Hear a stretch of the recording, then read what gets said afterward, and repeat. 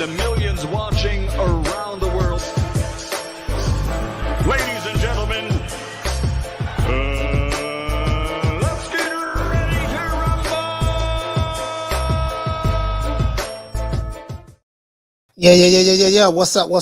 Top Buck Coach Malachi Williams in the building. We back, man. 2 minutes today, USA Boxing. We're back. I'm a little tired today, dog. I feel exhausted, man. I took something yesterday, man. Like a Benadryl. Took like a Benadryl yesterday because I felt like I was coming down with something. And man, I don't take pills. So, man, I took that Benadryl, man, last night.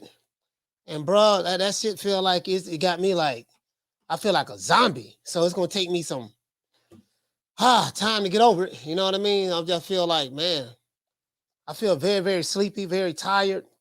You get what I'm saying? But we're gonna get through the show. You know what I mean? We're gonna draw from the energy of the audience today. We're gonna draw from the energy of the audience. You know what I mean? I was sitting back, shout out to Light Skin Lou. We had a good time on this show last night, Light Skin Lou. Light Skin Lou last night. That was a good show. I'll be on D-Style show today at 7 o'clock Eastern Standard Time. I'm gonna be on there about an hour. I can give him about a good hour, man, because I'm just not feeling it today, to be honest with you. But I'm gonna give my brother D-Style a good hour, man, and that's it, man. That's it. Shout out to Forte. He said, "Coach, your body not used to the antibiotic." Yeah, I don't know what the hell that is, man. I don't take pills. I'm not a pill guy, so unless it's some kind of supplements. But you get what I'm saying, though. So it is what it is. Yeah, but yeah, man, it is what it is, man. Shout out to Fotex, L Harvey in the building. What's happening, man? Shout out to DT3, the Boom Man, in the building as well. Jamie Rivera, the Green Eyes P. What's going on, man? Cobra Reviews. You know what I mean? It is what it is. Oh, I got a twist, boy. I got a twist to this here, boy. I have a twist to this. I talked to my cousin last night. My cousin hit me up from the O. Him and his boys doing a fight party tomorrow night.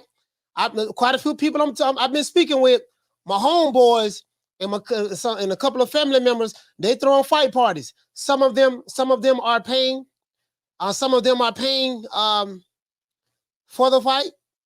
All of them are throwing. A few of them are throwing fight parties. Some of them are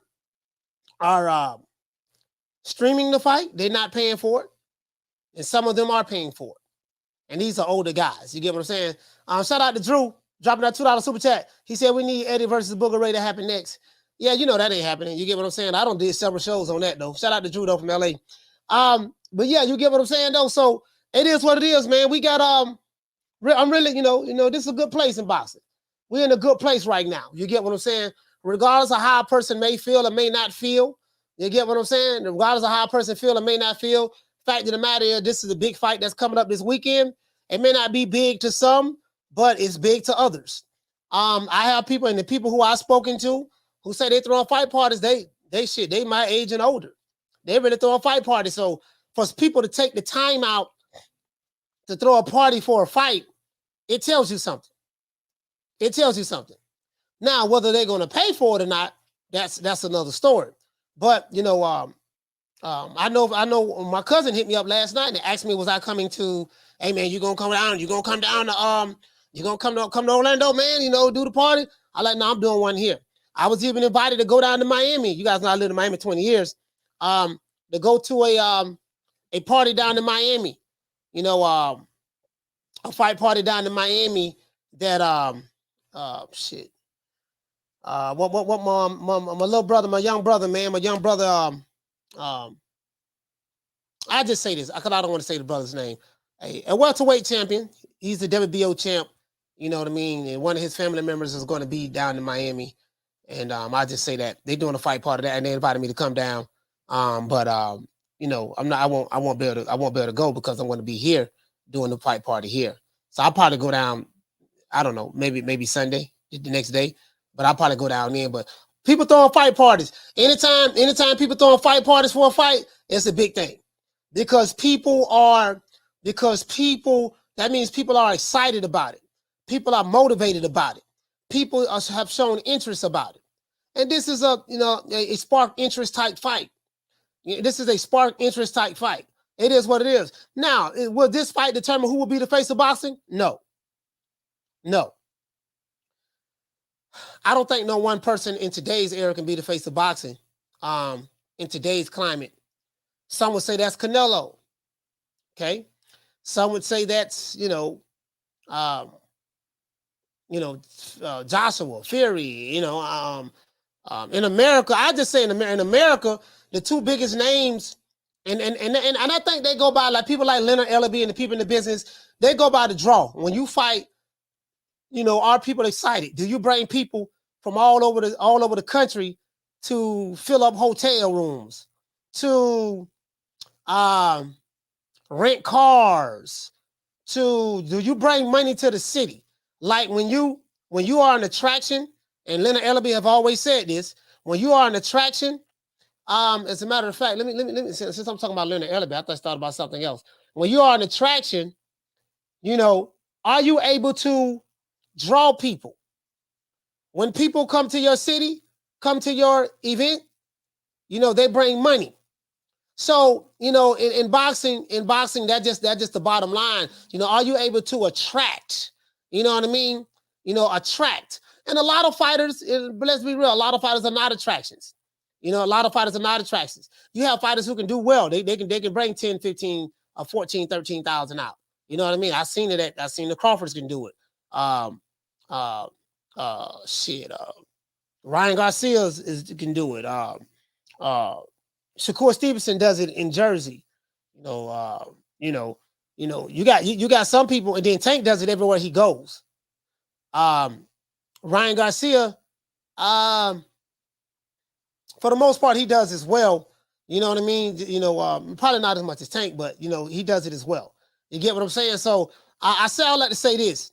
However big this fight is going to be, will be Saturday. I don't want no Tank Davis fans saying that, because this is what Leonard Ellaby is going to say. Everywhere Tank goes, the crowd comes. Listen, man. Listen, Tank has a ceiling. We know he's never sold 300,000 pay-per-view buys. We know that. Stephen Espinosa said that. The most pay-per-view he's ever sold was with Roland Romero. Stephen Espinosa said that. I have the actual video where he said it. In his last fight, Hector Garcia did under 200,000. Stephen Espinosa said that. So I don't go by what another nigga say. So your dance partner is all so in order to be big, you got to have the right dance partner. So if this fight do 300, 400, 500,000 pay-per-view buys, it's not because of Tank Davis. Contrary to popular belief, it's because of Ryan Garcia and Tank Davis. You know what I mean? It's because if it's not because of Ryan Garcia in conjunction with Tank Davis, then explain to me if it does 400, 500, 600,000 or whatever it may be. Explain to me why Tank wasn't doing that prior to fighting Ryan Garcia. Do you get what I'm saying? So let's not get it twisted. Both fighters are a draw. Both fighters bring something to the table. You get what I'm saying? And let's just keep that in mind. Let's give everybody a round of applause.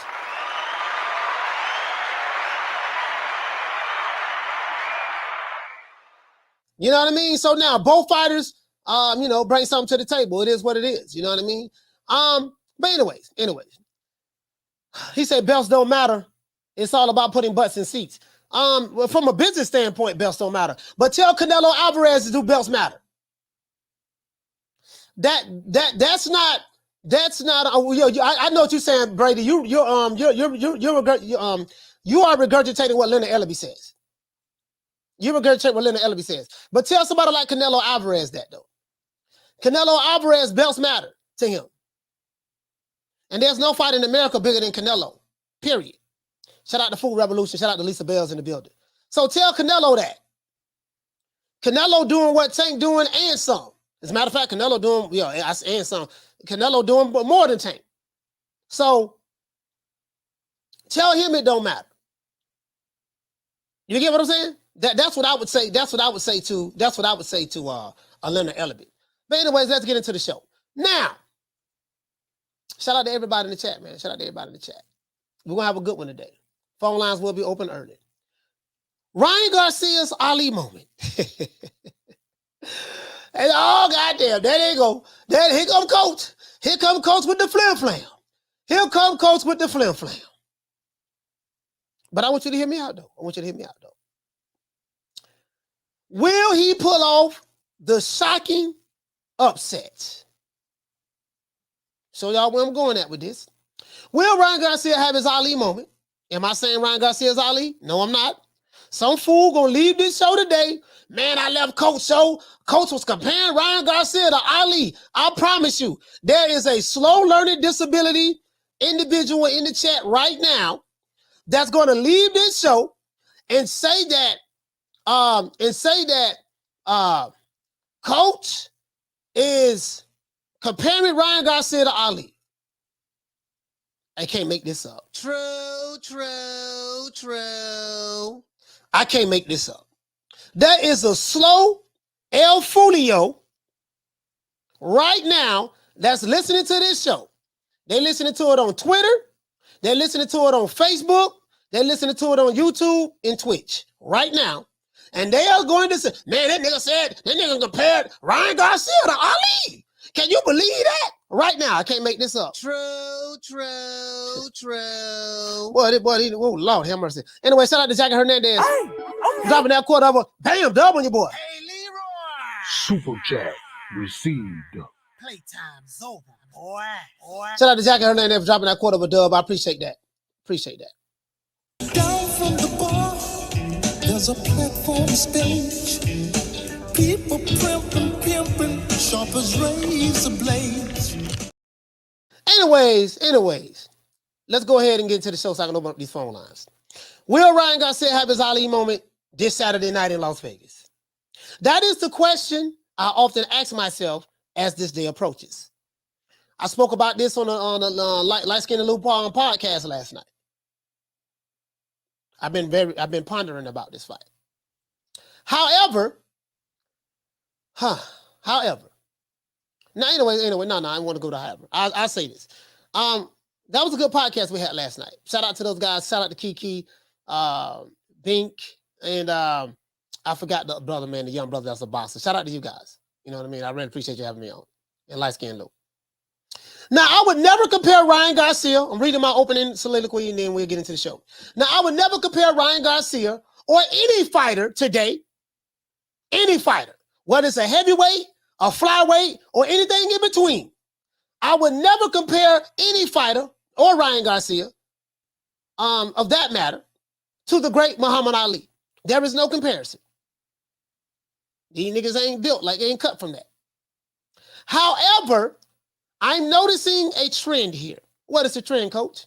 No one, and I mean no one that's supposed to be experts when it comes to boxing are giving Ryan Garcia a chance at all.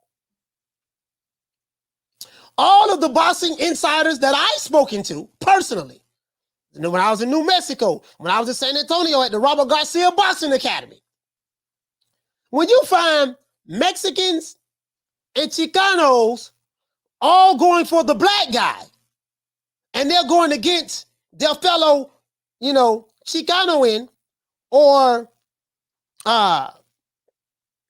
Mexican heritage fighter, that's what shocked me.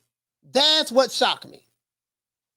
All of the boxing insiders that I know that I met are picking Tank Davis to KO Ryan Garcia, and most of them say within 9 rounds. Some are saying 3 rounds. Some are even saying 6 rounds.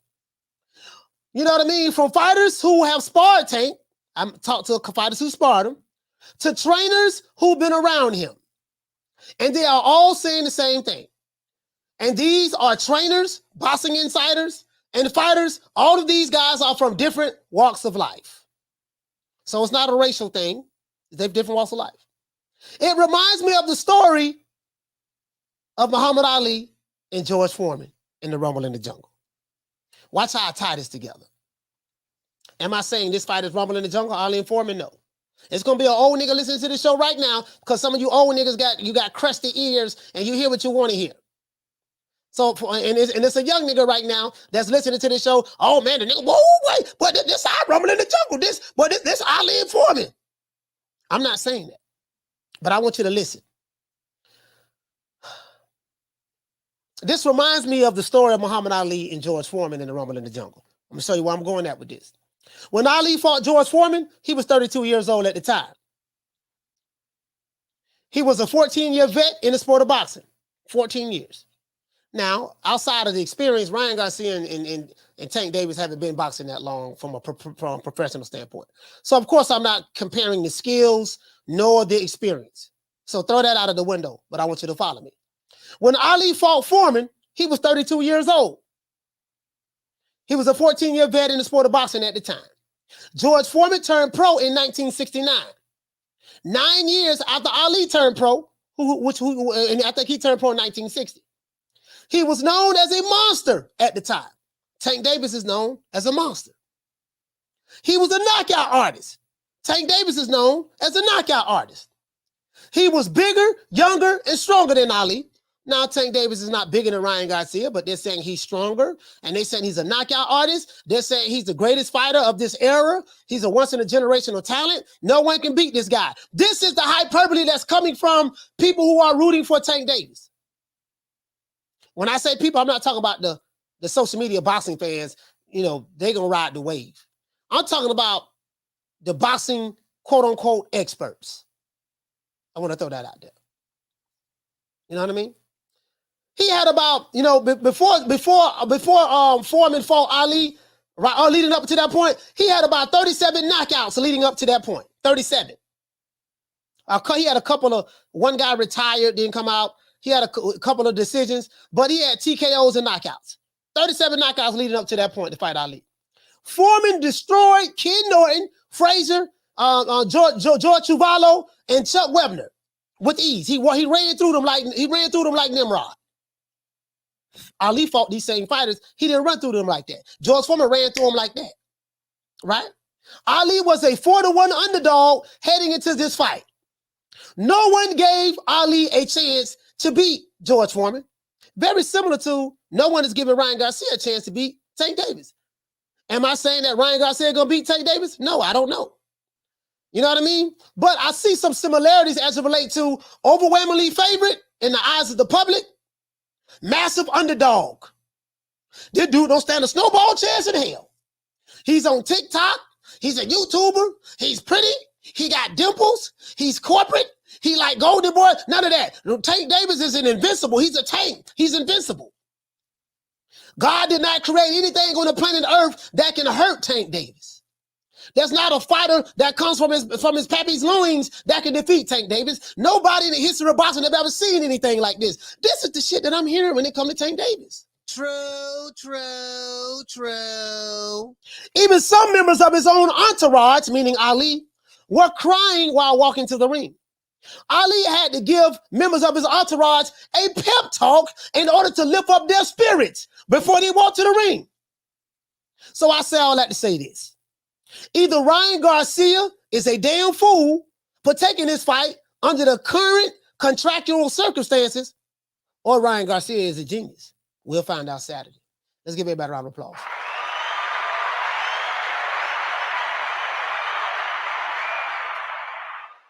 Yeah.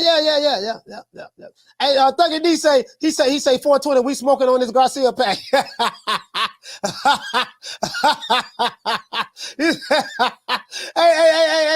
this Thuggy D them right here. Right now, this Thuggy D them right here. Right now, they celebrate.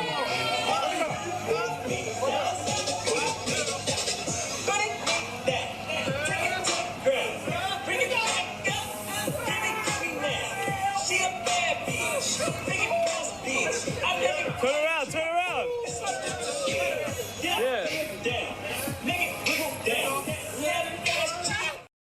Yeah, I ain't got nowhere near the likes, man. So I need 120 likes, dog. 120 likes. I'm on all these phone lines. We ain't even got 100 likes. This is ridiculous. Anyways, before we start the show, I have to say all praise is due to the most exalted, the most high, the holiest of the holiest, the righteous of the righteous, Mr. Alan Heyman. Well, you know, I guess I gotta be like everybody else and sing Al Heyman. I can quit my job now, baby. 6 figures, baby. You feel me? I'm about to But a name. Do you have a name? Oh, nah, I ain't got no name, you know. Name name them names, man. They know who they is. Name the names, please. The names need to be named. They know who they is. The Mexican monster. And for anybody who haven't hit the like button yet, Riley, talk to him. Look, fuck you. Fuck the plane you flew in on. Fuck them shoes. Fuck the socks with the bell on it. Fuck them cheap-ass cigars. Fuck your yuck mouth teeth. Fuck your hairpiece. Fuck your chocolate. Fuck Guy Ritchie. Fuck Prince William. Fuck the Queen. This is America. My president is black and my Lambo is blue, nigga. Now get the fuck out my hotel room. And if I see you in the street, I'm slapping the shit out of you. Shout out to who I see in the chat. Shout out to my sister Lisa Bell. Shout out to Lou Peterson. Shout out to Rick, man. Slick Rick, man. Rick, what's going on, fam? Shout out to DT3, the Boom Man. Shout out to Swat Jones. Shout out to Jay Smitty. Let's see. Shout out to Cyrus, Green Eyes Pete, Goku.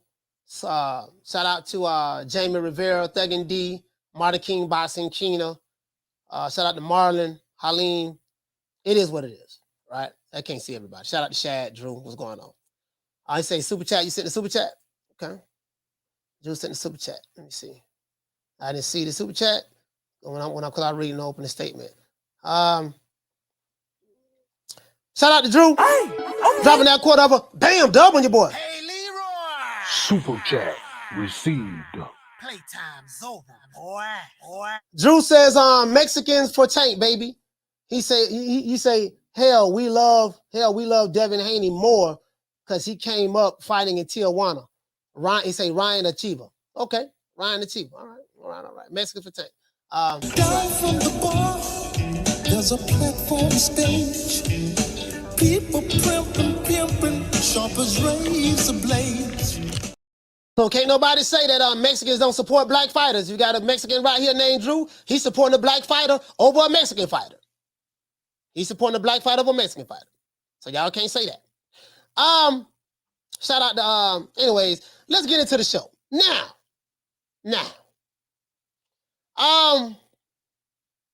This is very interesting. We got this fight. We got the weigh-in going down tomorrow night. Tomorrow. Weigh-in gonna be big, gonna be massive. It's a lot of electricity going on in the air. Some people are upset that this fight is getting a lot of attention. I don't know why. But this fight is getting a lot of attention. This fight is an attraction.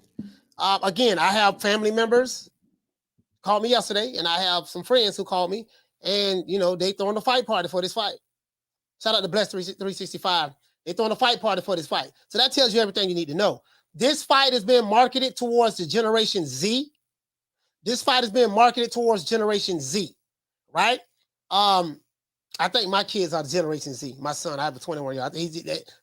They're Generation Z. I think if you're born in the 90s, somewhere around that time, it's being marketed towards them. You get what I'm saying? Mike says they're oppressor today. Yeah, I don't know. I don't know if it is or not, to be honest with you. It might be, it might not be. I don't know. You can check and see though. It's being marketed toward Generation Z. So they're counting on the Generation Zers. They're counting on the Generation Zers to be the ones to push this fight, sell it, to buy the fight. And then, of course, they're counting on the boxing fans as well, because the people who I know, some of them, they are boxing fans. They're interested in this fight. Now, most of them are streaming. Most of them have Fire Sticks. They're going to stream it. They're going to stream it, right? That's what they're going to do. So it is what it is. But I want to read something to you. This is an article that Steve Kim wrote. I just want to read part of it. I don't want to read the whole thing. You know what I mean? But I just want to read part of it. Just his take on it. And I just want to see what you guys think about it. I haven't read all of it, but I want to see what you guys think about it. Shout out to Tommy Gunn for dropping that $2 super chat. He said, yes, the press of the day, people. I'm at 1 p.m. Pacific Standard Time. Okay, cool. 1 p.m. Pacific. All right. Let's go. Let me go right here. Where we at? Let's go right here. I think I'm right here. Let's go. Okay, this is a shout out to Steve Kim for dropping this article. He said, winner takes all. He said, don't believe for a second that Gervonta Davis and Ryan Garcia would be wagering their fight purses this Saturday night as they clash with the biggest event of the boxing calendar in the first half of 2023 at the T-Mobile Arena in Las Vegas. Shout out to Drew. Hey, okay. Dropping that quarter of a super chat on your boy. Hey, Leroy. Quarter of a dub. Super chat received. Playtime's over, boy. He said, tell Thug and D we spoke with Ryan Garcia, Pat. He said Tank going to be eating burritos to celebrate the win. Okay. Steve Kim said, personally, I don't think that boxers should engage in such bets. They should always get paid for their hard work prior to, and they say, and the risk of getting inside of the square circle. Pretty sure that the commissions balk at such activities as this such. I told you guys, these guys are not betting fight purses, regardless of what you saw on Instagram with a Twitcher, the jitterbug name, kind of all that shit was just to promote the fight. It did what it was supposed to do. Get everybody talking about it. That's what it was supposed to do, right? But the fact of the matter is that both Tank and King Rai are already putting up a lot this weekend, right? The winner of this bout clearly becomes the front runner to become the biggest name in boxing post Canelo Alvarez, who is now in the twilight of his Hall of Fame career, and will consistently be able to command 8 high-figure purses, and to the younger generation of boxing fans will be the face of the sport. Let's stop right there. Now, let's continue, but we're going to go back. More importantly, they are putting their reputations on the line.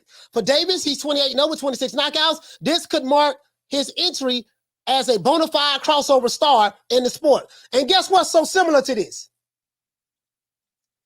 In order for Tank to become a bona fide crossover star in the sport, guess what he had to do? He got to do what Floyd Mayweather did and fight a Mexican.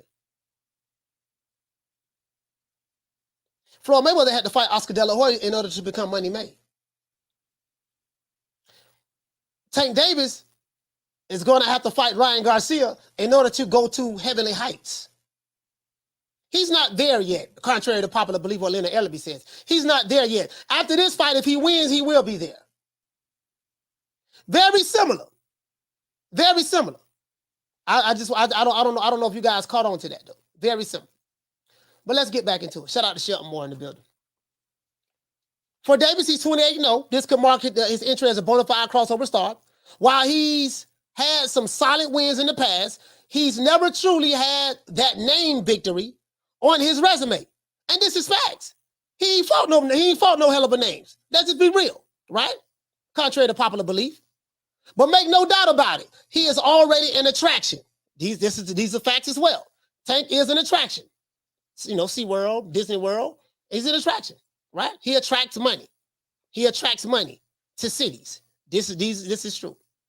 There aren't many fighters in America that can do the large gates he has in various cities the way he has from Brooklyn to Los Angeles, Atlanta, DC, and Baltimore. Let's stop right there. Let's stop right there. I want to go back here. Steve Kim said the winner of this bout clearly becomes the front runner to become the biggest name in boxing post Canelo, who is now in the twilight of his Hall of Fame career. Now, some Canelo fans going to feel some type of way about that. But guess what? Who gives a damn? True. Tank Davis win this fight. And now, of course, Canelo is doing big. He's doing big in Mexico. He's fighting John Ryder in Mexico. He's doing well over there. We know that. But I totally agree with what Steve is saying right here. Some Canelo fans going to get their panties in a bunch because I know a lot of these Canelo fans are very, very tight when it comes to Canelo. I don't care nothing about your feelings. But I agree with this. The winner of this bout clearly becomes the front runner to become the biggest name in boxing post Canelo Alvarez, who is now in the twilight of his Hall of Fame career, and will consistently be able to command 8-figure purses and to the younger generation of boxing fans, because this fight is being marketed towards the younger generation of boxing fans, will be the face of the sport. Now, some people going to feel some type of way about this. What you mean? Ain't neither one of these dudes going to be the face of the sport. Bullshit. True. Canelo been around for a long time. He's been around for a while. There's some new blood in town right now. His name is Tank Davis. His name is Ryan Garcia. And they attract a different audience, a different crowd, and they attract a different market than the Canelo Alvarez. Canelo Alvarez is solidified. He's a future Hall of Famer. He's done great things in the sport of boxing. He's a bad boy, yada, yada, yada, yada, yada, yada, yada, yada. But all things must come to an end. All things must come to an end. You get what I'm saying?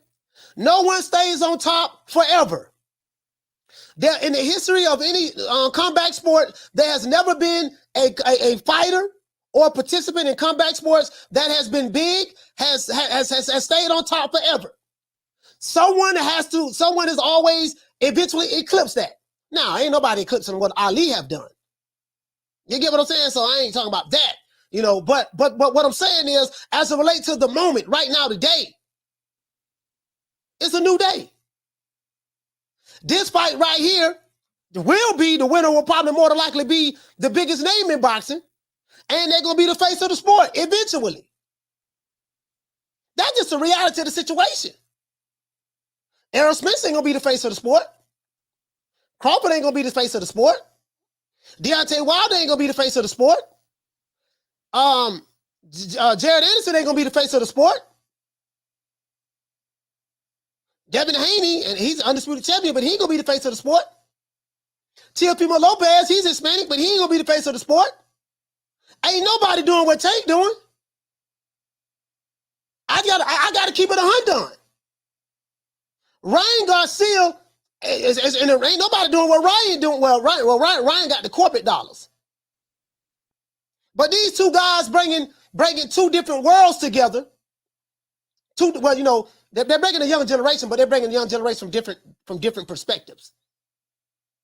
So I totally agree. I totally agree with that. It is what it is. Now it's gonna be some old crusty nigga mad. It's gonna be a Canelo fan mad. But y'all got to deal with y'all feelings. That's the reality of the situation. But it's a new sheriff in town. Nobody stays on top forever. Period. Now, let's go right here.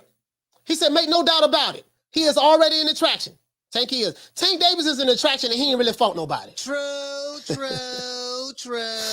Everybody he fought, he made the shit look easy. That's how talented he is, right? And he's selling our cities in Brooklyn, Los Angeles, Atlanta, DC, and B more. And now Vegas.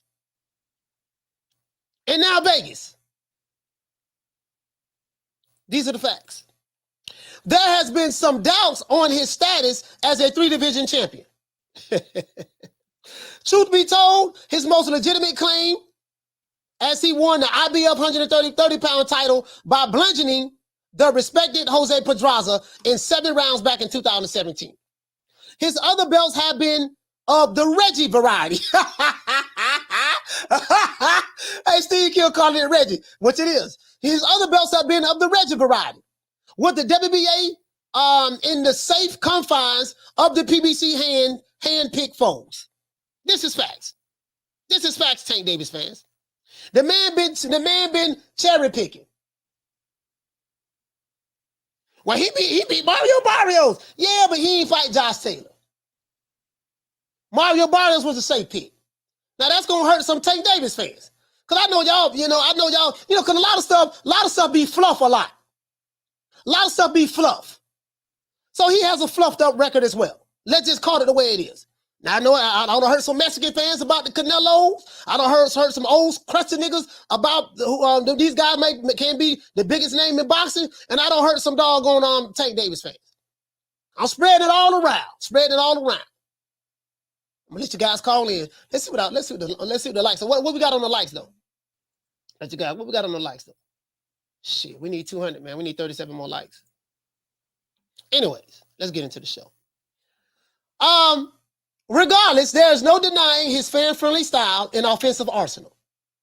He has a propensity for losing more rounds than most boxers who are considered elite. But he has found ways to simply overpower most of his opponents. Davis will lose a few battles, but he's won every war thus far in his professional career. He is the betting favorite in this contest, understandably so. But let's say he does not come out victorious. Who wonder if his reputation could ever recover from losing to a guy who many of his fans believe is most suited to bring in a boy band than boxing? Talking about Ryan Garcia.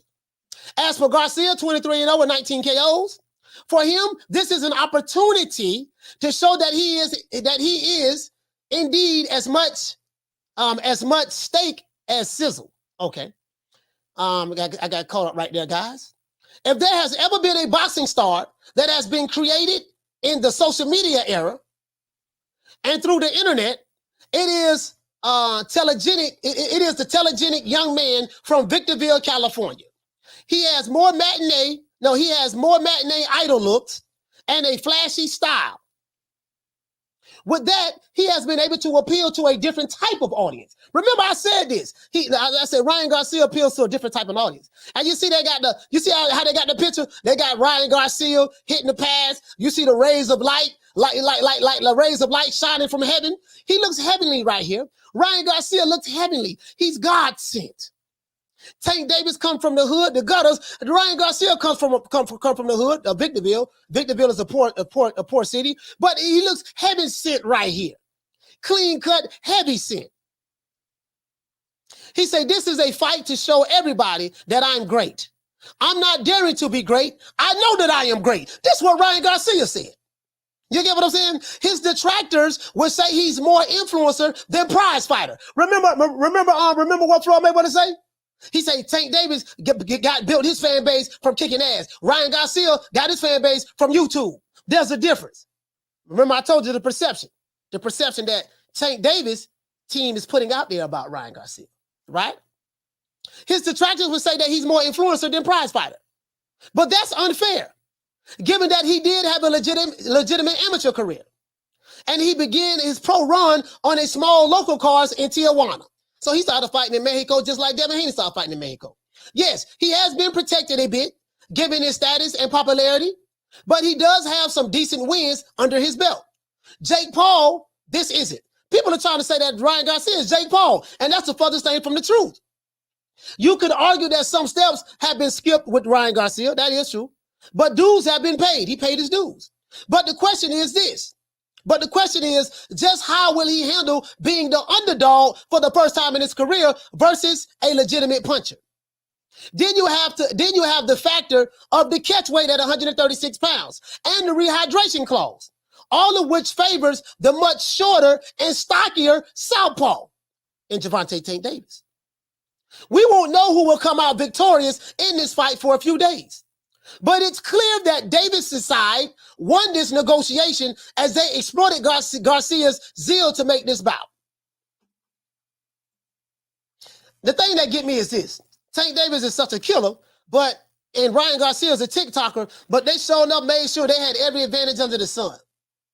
This ain't about just to prove that I'm the A side. This has something to do with, no, this dude here's a real threat. And regardless of whatever propaganda that we put out there about Ryan Garcia, we know this dude a real threat.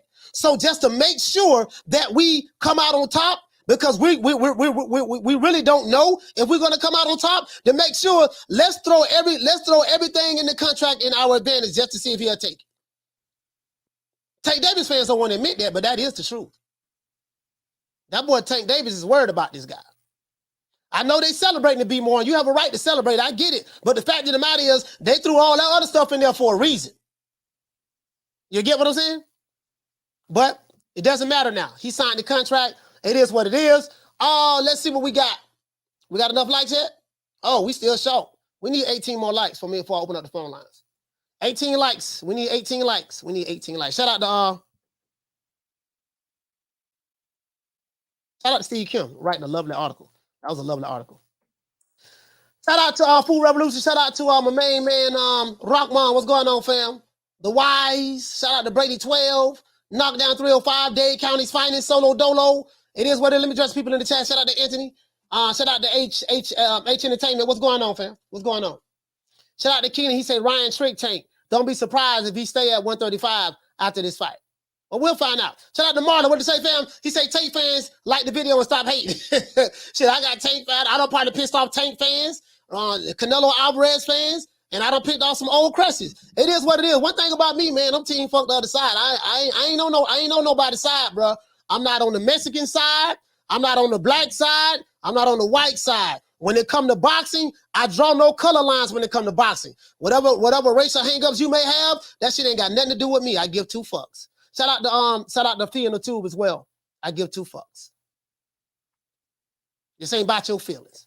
Fact of the matter is, these jitterbugs, whoever win, and shout out to Lisa Bells and Halim, whoever win this fight will become the new name. Will become the biggest name in boxing, and it's going to go there. Canelo Alvarez has been around a while. He's been around a while. It's time for something new. I'm not ushering Canelo to leave. I'm just saying he ain't gonna be the only game in town. Canelo fans need to come to grips with that. It's gonna be a black dude from Baltimore, or it's gonna be a Mexican American from Victorville, California. That's just a fact of the matter. That's just the reality of the situation. You get what I'm saying? You can eat all the barbecue you want. You can eat all the tacos you want. You can do the Mexican electric slide. You can do the black electric slide. Do whatever you want. Fact of the matter is, these two jitterbugs right here is ushering in a new era, right? And we have to wait 20 years to get the fight. So it is what it is. Shout out to Jamie. Jamie was dropping a $2 cash app. He say Coach always spin facts. True in the chat. Yeah, all right. Salute. Thanks, Jamie. Phone lines open, man. 530-494-9636. Let's get the lights up. Anybody want to call into the show? Call into the show, man. Let's talk about it. You know, let's straighten it out. Let's talk about it, man. It is what it is. Let's talk about it. Let's talk about it. I gave you guys my honest assessment on it. It is what it is. Oh, also, we're gonna do something else too. I want to pull up Nesta Gibbs. Now, y'all, you guys know I'm all right with Ness, but I want to pull up a Nesta Gibbs. Somebody sent me something that Ness said today. And boy, it seemed like Ness been hating.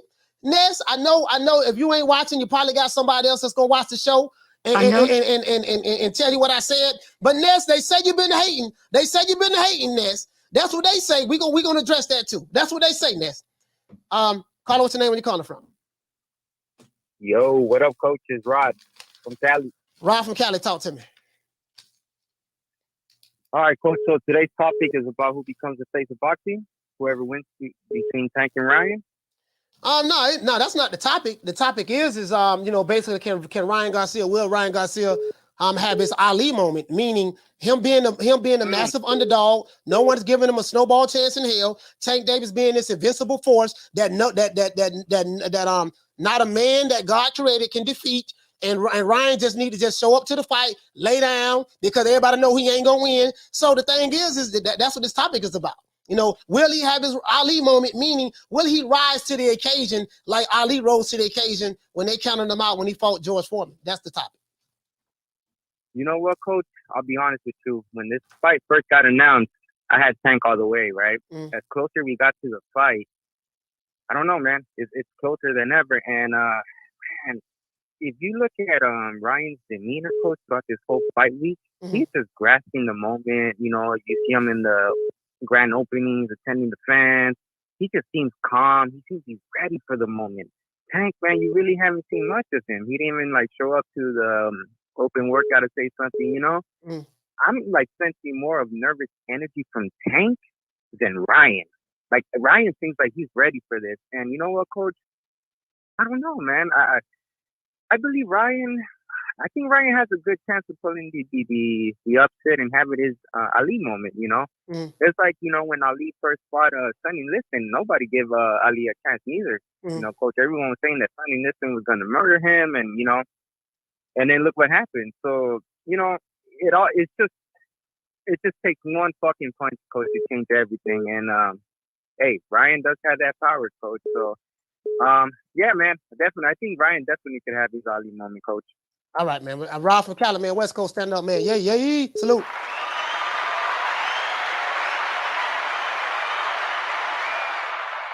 All right, phone lines jumping right now already. Caller, what's your name? Where you calling from? Al from Sacktown. What's up, Coach? Al from Sacktown. Talk to me. Hey, Coach, I really don't care who wins, but one thing, if I wonder what. I hope you play that clip. You sound muffled, dog. I don't know. You sound like you muffled. I can barely hear you. I'll call back. Okay. All right. Salute. Shout out to Al from Sacktown. It sound muffled. It sound muffled. Anyway, yeah, man. Phone lines. Y'all call back, man. On 530-494-9636. Let me try to address the people in the chat. Tell everybody to salute. Multitask. I'm gonna try to read super chats. Try to talk to the people in the chat. Answer the phone. And that's what it is. Shout out to Drew. Hey, okay. Dropping that quarter over. Bam, dub on your boy. Hey, Leroy. Super chat received. Playtime's over, boy. Caller, what's your name? Where you calling from? Raheem from DC. Raheem from DC. Raheem, hold on for one second. All right, Raheem from DC. Phone line. Somebody called in again. If you call while I'm on the show, I'm not answering the phone. I gotta wait that finish. What'd you say? Drew say, shout out to Drew dropping a quarter of a dub. He said if Tank win, he will go the Floyd route. Big events with buzz, no sponsors. If Ryan win, it would be like Canelo / AJ sponsors and in Hollywood calling. Okay, all right. Shout out to Drew. Caller, what's your name? Where you calling from? Oh, it's Raheem from DC. I got you. Talk to me, fam. What's up, Coach? What's going on with you? Hey, I just got 2 questions. I just want you to put your expertise on the line for me, right? Mm-hmm. If you was Ryan Garcia, Coach, number 1, what would be your game plan to sell him? And then number 2, what would it really mean for Ryan Garcia to not only win but stop Tank, like on the landscape, like how go deep on if Ryan Garcia truly knocks Tank out, what would that really? What type of ripple would it cause? And that's all. Okay. I hear your response. Okay, all right. Shout out to Raheem from DC. Salute. Yeah. Okay. If Ryan Garcia were to win the second part, what kind of ripple? And if I was a coach, what would I tell him? Well, he got one of the best coaches in boxing. So Joe Goosen, he would have to be patient. If I'm Joe Goosen, the advice that I would give Ryan Garcia is I would tell him to listen. I said, listen, just listen to me and trust me. Listen to me, trust me, and be patient. Don't be in a rush. Stay mentally focused every second of every minute of every round. That's what I would tell him. Stay mentally focused because their game plan is going to be their game plan, and they're going to make adjustments as they see fit when the fight happens. But what I would tell him is to stay sharp, stay mentally focused of every minute of every second of every minute of every round. Because if you have any mental defensive lapses against Tank Davis, especially when he's pressing forward, you know what I mean? Especially when he's pressing forward, you know what I mean? You can get caught with something. So that's what I tell him. As it relates to if Ryan Garcia were to knock Tank Davis out, what type of ripple that would send? If Ryan Garcia knocked Tank Davis out, that would send shockwaves throughout the planet Earth to boxing. It'll be now, even though when Mike Tyson lost to Buster Douglas like a 42-1 underdog or 40-1 underdog or something of that sort. And Ryan Garcia is not on that scale, but the way no one is giving him a chance, the way professional boxers, the way boxing experts and pundits are looking at this, and the way everybody's praising Tank, they're praising Tank as though they're praising Tank as though he's Sugar Ray Robinson, Ali, Foreman, Ernie Shavers, Mike Tyson, Lennox Lewis, Ray Leonard, Hagler, all rolled into one.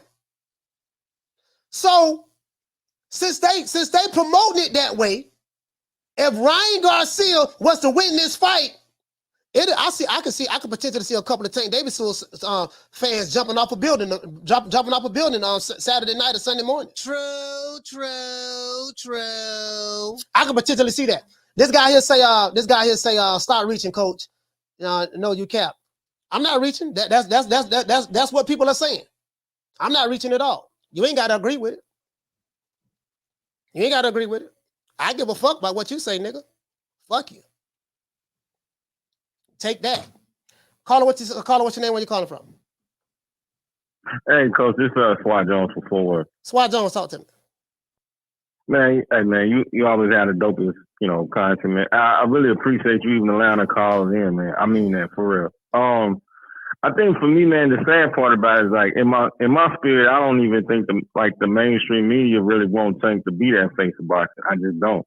I mean, and we've seen it before. It just got that urban kind of. And look, and I know I might, get some backlash, but think about it. Like it's like if Tank win, okay, whoever win will be the face of boxing. I mean, I believe that if that's what they say. I mean, hey, I as a fan, I just got to go off of that, right? Because I'm not in the business like that. So, okay.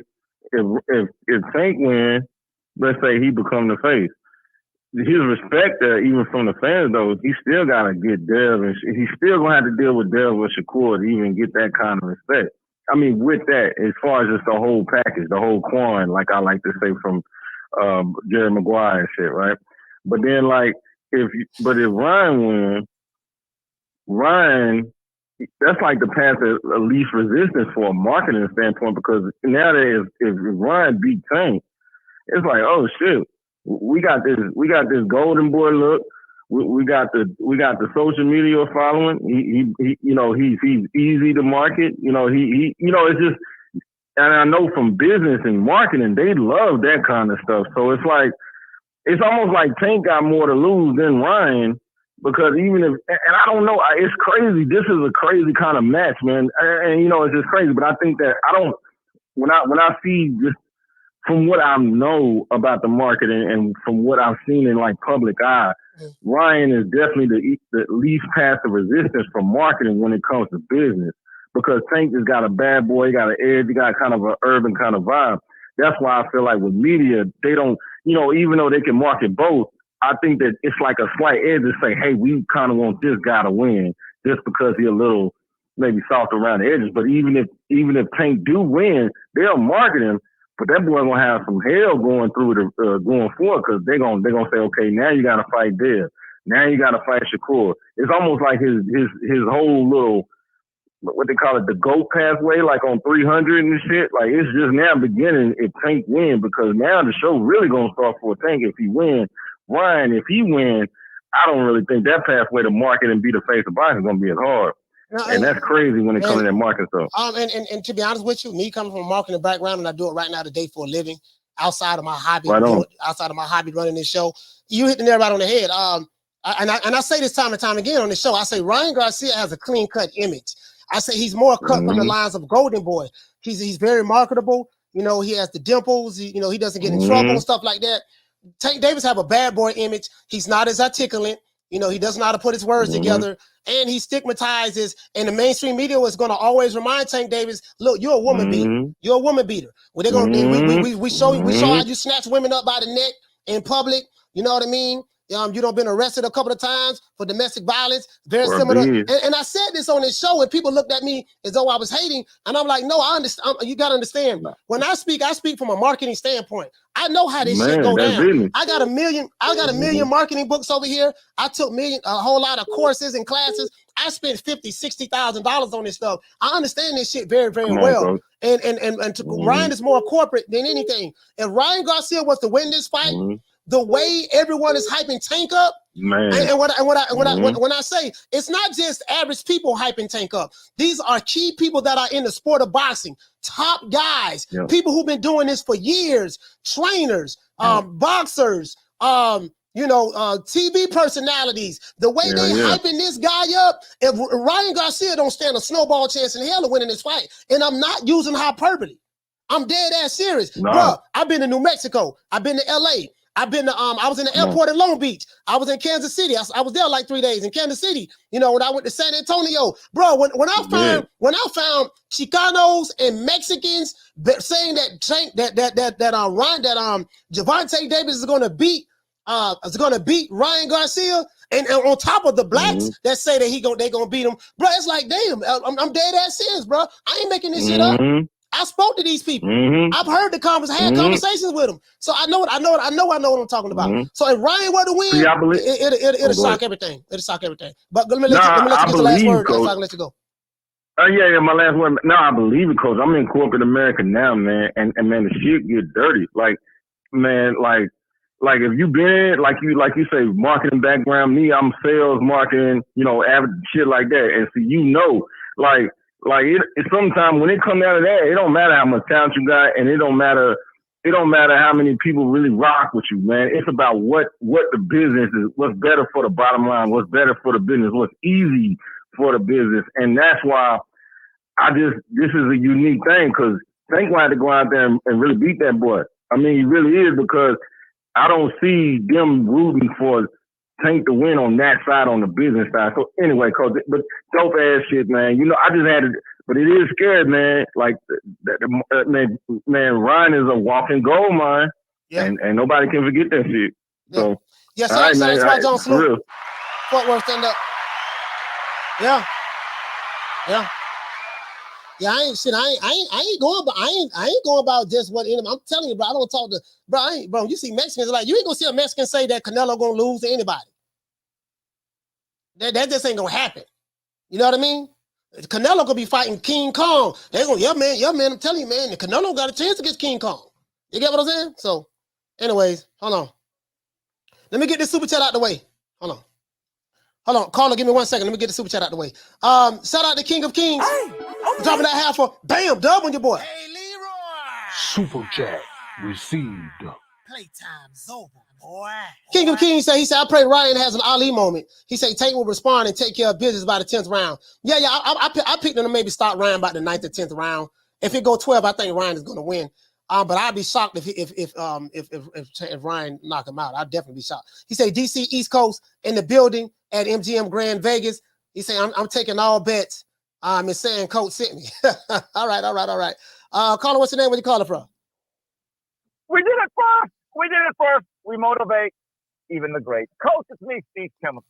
Steve Kim, talk to me, fam. Talk to me. How you doing? I appreciate you reading my column there on Smack.com. Coach, I have a question for all those people that disagree that the winner of Saturday night becomes the face of basically American boxing. Mm-hmm. And really, I meant below the heavyweight level. Yeah. I have a question for those people. Who would be a bigger name right now going into the future than the winner of Saturday night? Shit. Out of anyone that's younger than 30, tell me a guy that would carry the sport as quote unquote the face of boxing, if there is even such a thing anymore. Shit, nobody. Okay, let's look at the cruiserweight division. Well, ain't nobody in the cruiserweight division that's from America or not in America, so we can scratch that out. Light heavyweight division, there's nobody, because light heavyweight division, 2 Russians got the belt. Okay. In the super middleweight division, you have Canelo Alvarez, but he from Mexico, so outside of Canelo. And Caleb Plant ain't gonna do it. David Benavidez ain't gonna do it. Let's go down to the middleweight division with Jamal Charlo. He's still trying to unify, so we know where that's at. And then Janabek, don't nobody know who the hell he is, so we can forget that. And Triple G dropped his belts. So 154 pounds. You have Jamel Charlo. He undisputed, and don't nobody even know who the hell he is. So we can scratch that. In the welterweight division.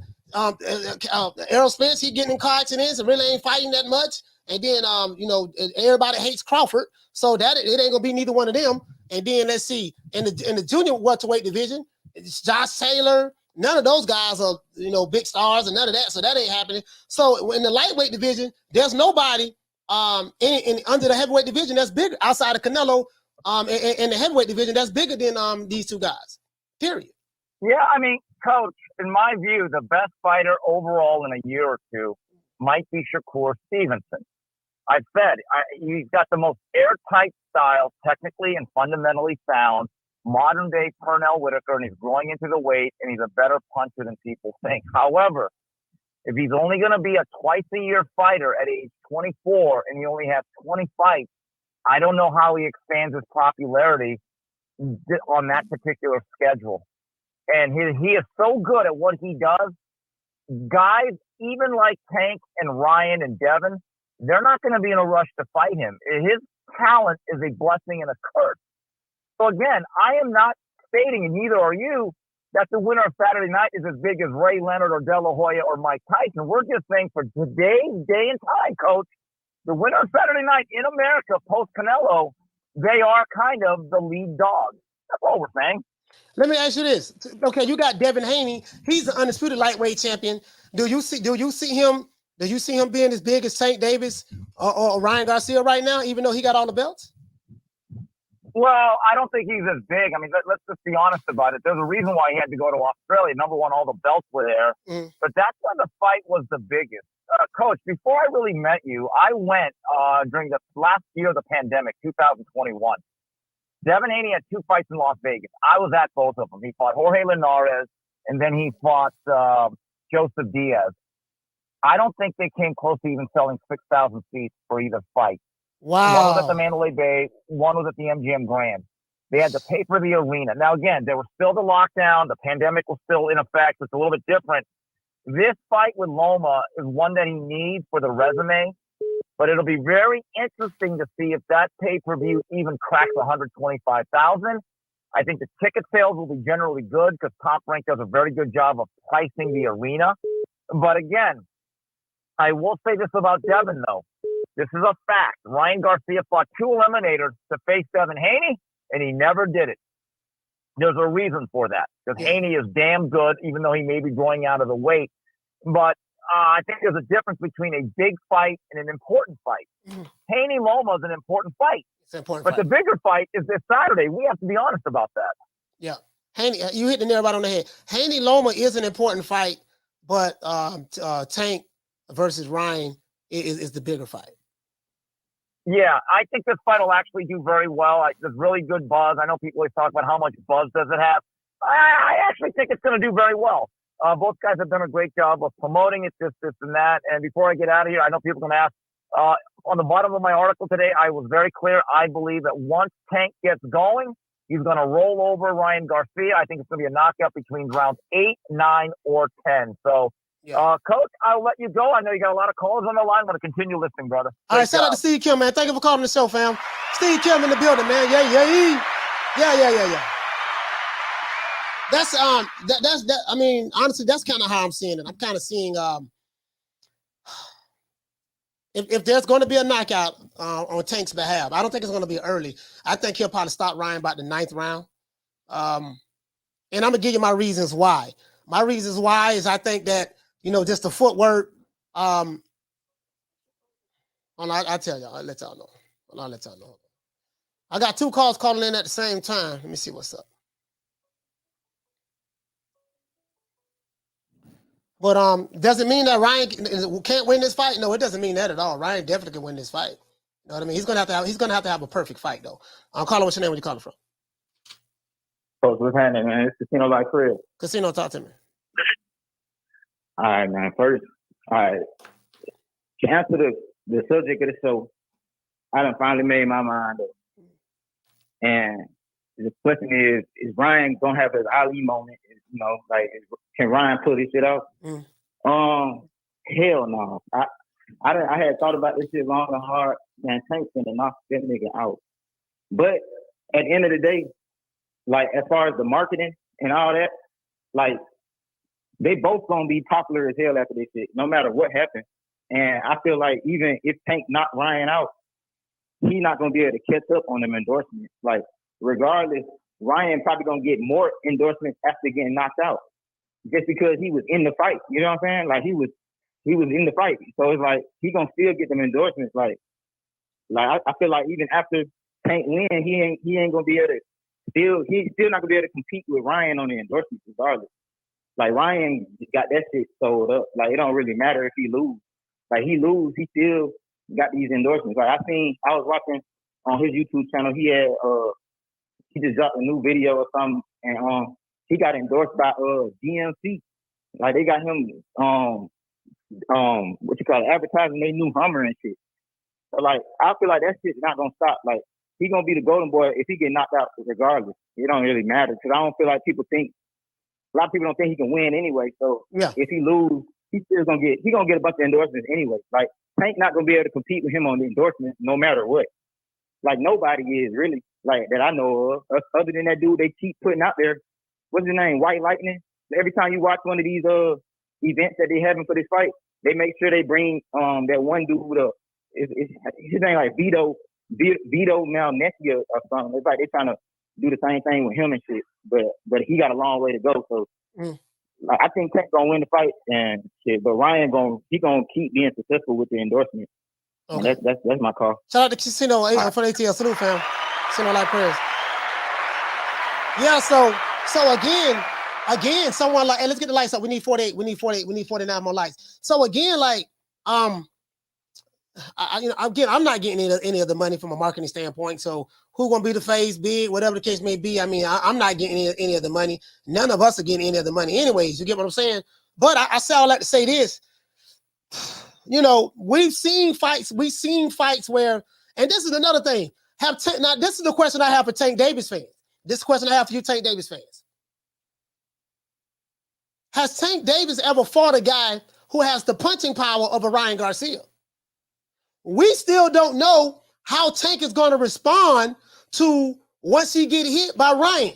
If Ryan can catch Tank clean with the left hook or the right cross, if he catch Tank clean, we don't know how he's going to respond. That's that. Now, see, everyone is already saying, okay, we know Tank land on Ryan, he gonna knock him out. Okay, that's a foregone conclusion. Everyone ever figured that out. But what I'm not hearing, out of all the people who I spoke to, all of the experts, check this out. All of the experts, guess what? Out of all the people who I spoke to, guess what?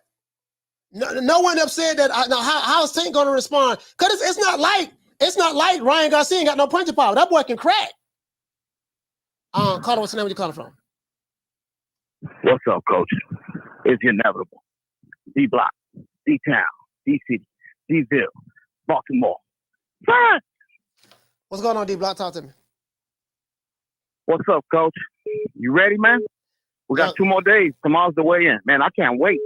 I cannot wait. I got my popcorn. I'm going to hit my Hennessy. I'm going to be good. Tomorrow I'm going to get lit, man. Tomorrow's going to be a great day. But we talking about, is Ryan Garcia going to have his Ali moment? Hell yeah. Is Tank Davis going to falter? Hell yeah. He's going to have too much pressure on him, man. Too much pressure. It ain't going to happen, Coach. Steve Kim, you, the whole Ring magazine, everybody's against Ryan Garcia. I mean, but shit, that's why we're here. We're here to shake the world. We're here to make everything different, Coach. I mean, did anybody believe in Ali, Coach? When he fought Sonny Liston? Nah, not really. They didn't believe in that, or when he fought George Foreman. But no, but that was different with George Foreman, Coach.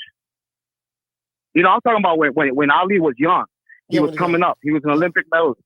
Yeah. So Coach, it's just the timing, Coach. It's timing. Ryan Garcia is reaching. He's gonna be what, 24? 24 years old. 24, 25. He's young. He got marketability. He's coming up. Golden boy behind him. He's gonna fight the boogeyman of the division. I mean, what did they say about Canelo, that he was gonna fight Triple G and that Triple G was gonna be there and dog him and destroy him because Triple G was a knockout artist? Yes or no, Coach? When they said that. And what happened? When they said that. Oh, well, that's why they made the fight, Coach. Triple G versus Canelo. They wanted to see which fight? Which fight are you talking about? The first fight. Oh, okay. Yeah, I don't remember what they were saying in the first fight. To be honest with you, I don't remember. I do know that Canelo and Triple G used to spar each other. I do know they were sparring partners. Yeah, at one point yeah. Yeah, they were sparring partners. And Triple G, they always said that Triple G kind of got the best of him. But it's about the timing, Coach. I still see that even though a lot of people doubt Ryan Garcia, you can look the determination in his eyes, Coach. I'm seeing it. And I know the moment's going to come Saturday night when he's going to look up and Tank Davis will be on the floor, Coach. And he's going to say, I shook up the world. D-Block, D-Town, D-City, D-Ville. Shout out to D-Block. Shout out to D-Block. Again, let me say this again. Coach Malachi Williams, I repeat, I need to say this slow. Coach Malachi Williams, I am not saying Ryan Garcia is Ali. I asked, will he have an Ali moment? I know some of you guys, I don't know what the educational system is at some of the schools you went to, but I need you to understand that. Ali moment meaning, will he be able to rise to the occasion as someone that he's considered to be a massive underdog against? Keep it in that proper context. Call what's your name? Where you calling from? What up, Coach? Yamas from Brooklyn, baby. Yamas from Brooklyn, talk to me. I got a lot to say about this, man. I think a lot of people underestimate Ryan, man. This guy was 215 and 15 as an amateur. And if you know anything about amateur, it's very, very controversial decision. And I don't even like saying controversial because it's just easy to rob somebody and let it fly because don't nobody give a fuck. You know what I mean? I've been in places where I remember going to Newark, New Jersey one time. When the local guys, they had like the whole Newark was in that motherfucking shit. And there's big niggas out there. I'm a big nigga, but they got gorillas out there, man. To the point where I was thinking in my head, oh, this dude don't win, man. This shit gonna get crazy in here. The dude that everybody was out to see got his motherfucking ass beat. But he got a decision. You know what I mean? And like, to have a 215 and 15 record in amateurs is very, very impressive to me. Ryan has a great pedigree in my opinion, man. So I think he's being underestimated. As far as Steve King goes, you gotta remember he picked Canelo to KO Floyd. And that shit he talking about. I don't remember that. I don't really. I don't remember because I wasn't on YouTube. No, I remember that. Matter of fact, you ask that nigga. If he watching, put that shit in the chat. He picked him. I ain't making that up. He know that. But I don't think he's likely to bring that up. Obviously, you know why. But as far as Ali moment, I wouldn't compare this because in that division, you know, Foreman was running through motherfuckers, man. Like literally, man. I remember he hit Frazier. This nigga did like he took a knee. Like this is like I don't see you know at the lower division. Let me ask you a question. Let me ask you a question. What do you think I mean by Ali moment? You saying he's stepping up to the pressure, and you basically saying that he's defying the odds and everybody not believing in him. I understand where you're coming from, but like in the case of that, it's just so easy to see when you got a guy with that kind of like bone-breaking power. It's just like on another level, and the general public sees it differently.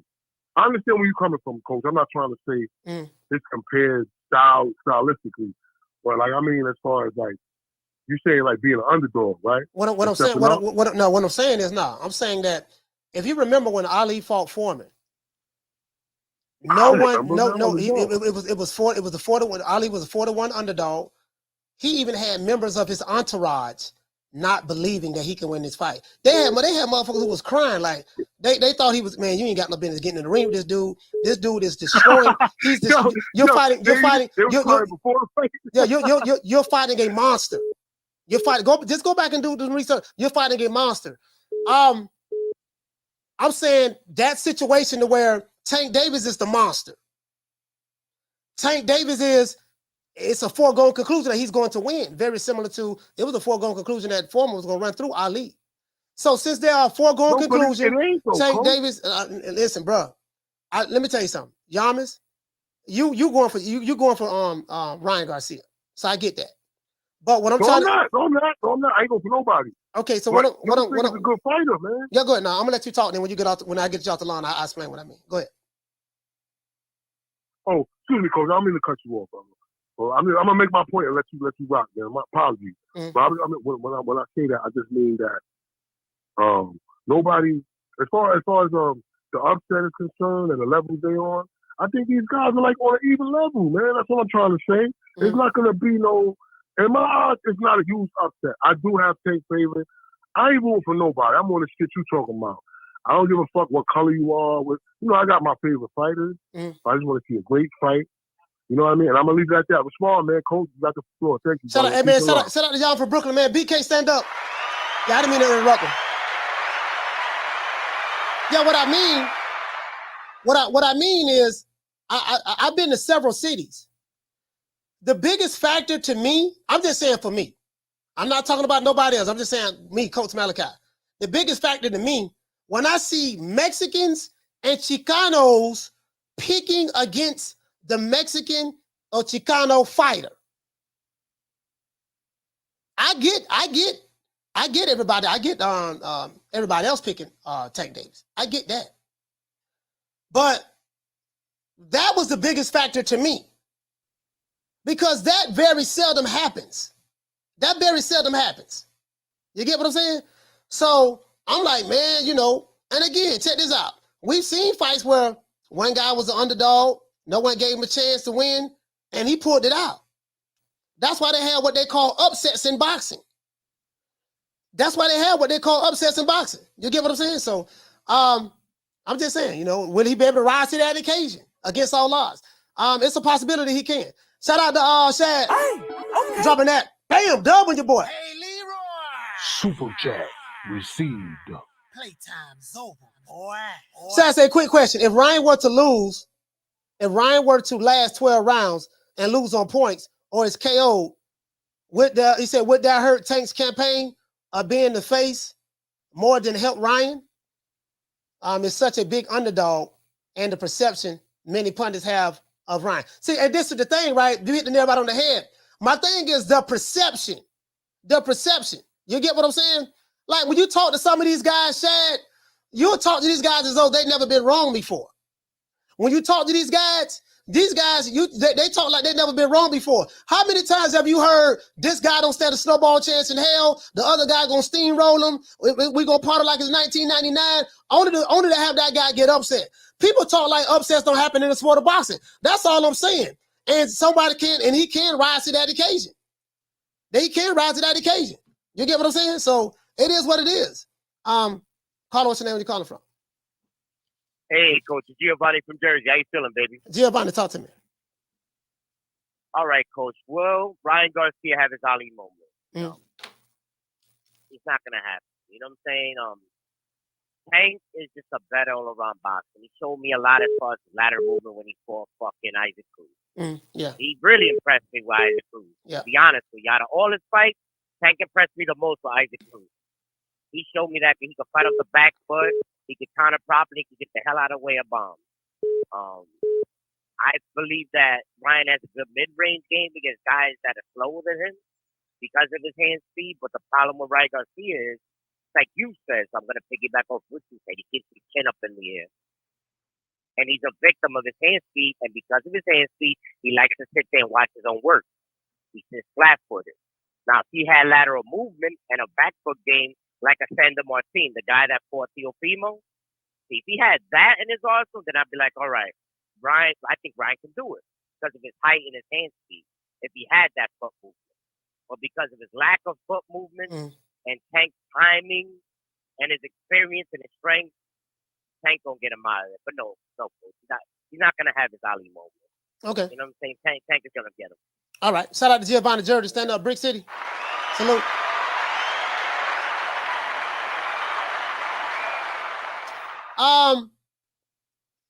Did anyone answer the question to where I do agree with the footwork. The footwork, I think Tank Davis' footwork is going to be too much for Ryan Garcia.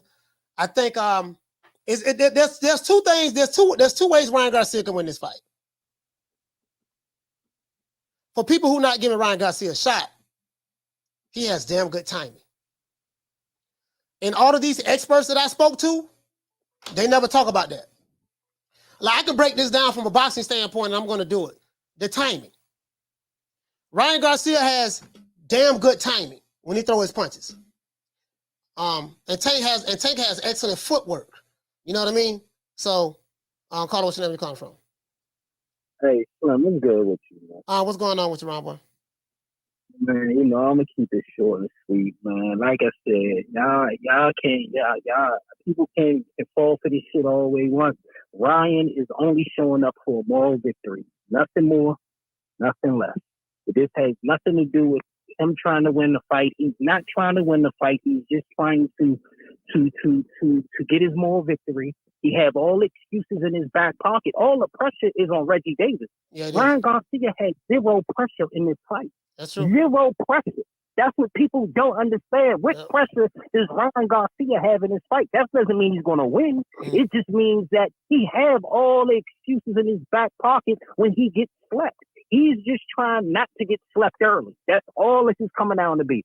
And so when this motherfucker get knocked out in the 8th, 9th, or 10th, he's going to have everything in his back pocket. I haven't fought anywhere lower than 138 in 2 years. We sitting here thinking a motherfucker who haven't fought in nowhere near 135 in 2 years gonna sit there and beat Reggie. No, man. Like I mean, everybody had all boxers have a puncher's chance. It's about. But come on, man. The reality of it is, man, we gotta accept this shit for what it is. We gotta accept this shit for what it is. They throwing a Hail Mary. And when they don't catch that motherfucking Hail Mary in the end zone, they got to ask you, oh, man, it was snow. They did this. We ain't played out in the snow in so many years. You know how the game is, man. We see this chess shit. Ryan playing chess. Both teams are playing chess here, bro. Y'all just gotta open up your eyes and see this shit. Like I said, man, get your money, bet Reggie on the stoppage and a draw. That's all I'm gonna tell y'all, man. That's all I got for you, Slim. All right, shout out to Ron Boy Fresh. Salute, fam. Ron Boy Fresh in the building. So Ron Boy saying that Ryan Garcia just showing up for the check. There's a foregone conclusion that, he's going to get knocked out. It is what it is. And that's what everybody's been saying. That's what everybody's been saying. I.e. what made me come up with the title of my show. The question I wanted to ask Ron Boy, and everyone who's saying this, have anyone ever been wrong before? Have anyone ever been wrong before when they picked the fight? Anyone? Carla, what's your name? Where you calling from? What's up, Coach? It's D on YouTube. The Inevitable. Get ready to call him straight back. What's going on, sis? And I'm chilling. I'm laughing because he's talking about the they said, that's what makes it a big deal. The Mexicans only supporting Tank because they feel like Ryan Garcia ain't a real Mexican. Mm-hmm. That's the only reason why they supporting him, because they in the middle of their identity crisis when it comes to Ryan Garcia. So that's why they don't. The crazy part about that? Some of the people who say that Ryan Garcia is not a real Mexican, because I don't know why they say this. Because I've spoken to people who was born in Mexico, who came up in Mexico before. And I speak to them a lot, and they don't consider Chicanos Mexicans. That's what I'm trying to tell you. So and some of the people, and I'm not trying to make this about Mexico and Chicago. I ain't trying to make it that. And some of the people who say Ryan Garcia are not Mexican themselves. Yeah. So I would love for them to elaborate more. Maybe are they talking about a cultural thing? Are they saying, well, even though we're not Mexican, we're Chicanos, but our parents was born in Mexico? Okay, but Ryan Garcia's parents was born in Mexico. And if they're saying, well, are they saying, well, we have more of a Mexican culture, and we speak more broken Spanish. We speak better Spanish than Ryan Garcia. So if that's what they're saying, maybe it's a cultural thing. But if you wasn't born in Mexico, and I know Mexicans that don't look at Chicanos as Mexican. These are the facts. I have a video I can drop on you and show y'all. It'll break your heart, literally. Won't break my heart, but it'll break your heart. But I'm just saying, so I really don't get that aspect of it. But that's between the Chicanos and Mexicans. They ain't got shit to do with me. But go ahead, sis. I don't want to talk every time. No, they go through identity crisis like we do in our community. You know what I'm saying? It's always funny to see, but that's the only reason why they doing that to Tank, because they feel like for whatever reason it is that Ryan Garcia is not a real Mexican. And also, Ryan Garcia has a lot to lose. Number one, his life. If he get hit, if he got no chance, you know what I'm saying? All these fighters, when they get in that ring, all of them have everything to lose. You know what I'm saying? They can lose their life. So I disagree with the notion that Ryan Garcia doesn't have anything to lose. But I'll tell you what, he got everything to gain, does he not? He has everything. He beat Tank. He knocked Tank out. Everybody gonna want to know who this Mexican that knocked Tank Davis out. Am I correct? All eyes gonna turn to Ryan Garcia. Yeah, pretty much. So he may not have you may feel like he don't have nothing to lose and this, that, and the other, but he does have everything to gain. And so for that alone, I would like to say, I would at least hope that he is not just playing some type of game here. So yeah, and that's all I had. So, all right, shout out to Fee from Duval. Salute, sis.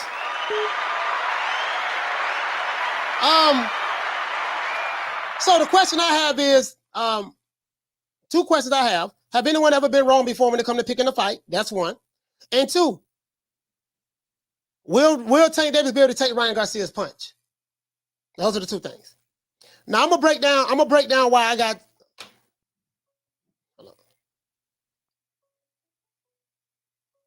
Hold on, guys. We got another call calling. Phone line's hot, boy. Caller, what's your name? Where you calling from? Hey, what up, Coach? It's me, the dog from New Jersey. The dog from New Jersey. Talk to me. Yo, what's going on, fans? My first time calling, man. I've been watching your show since you first started. But yo, let me just elaborate about a quick thing. I'm Mexican American, or what do you call it?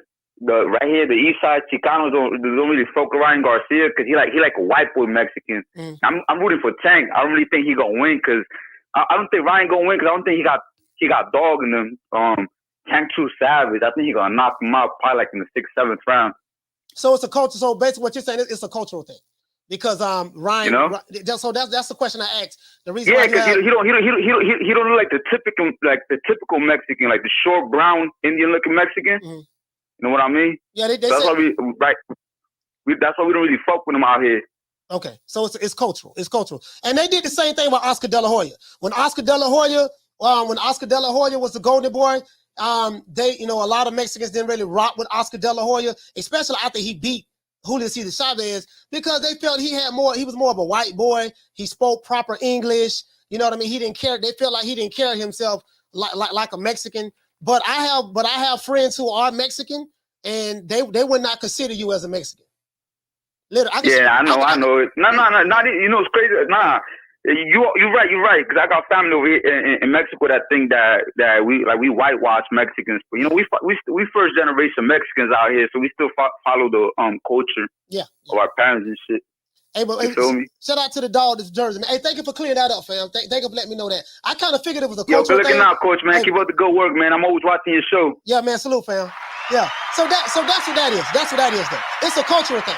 It's a cultural thing. You know what I mean? And I do get it. I get it. I'm glad he explained it. Shout out to your boy Mumbo. Dropping that quarter over. Bam, dub on your boy. Hey, Leroy.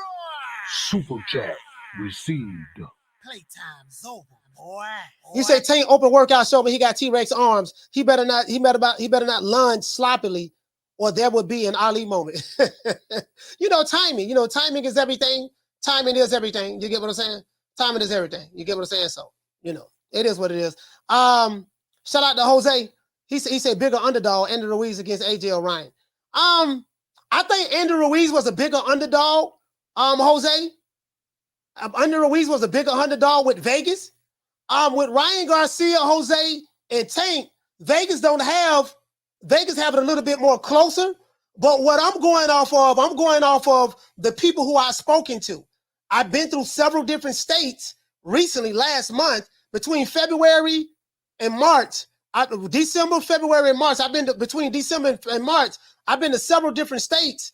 And the thing that shocked me, Jose, is like this brother here, the dog from Jersey. Like he said, they're not going for Ryan Garcia. Now, I'm gonna give you a boxing reason why. I'm I'm picking Tank to stop Ryan Garcia in the 9th round.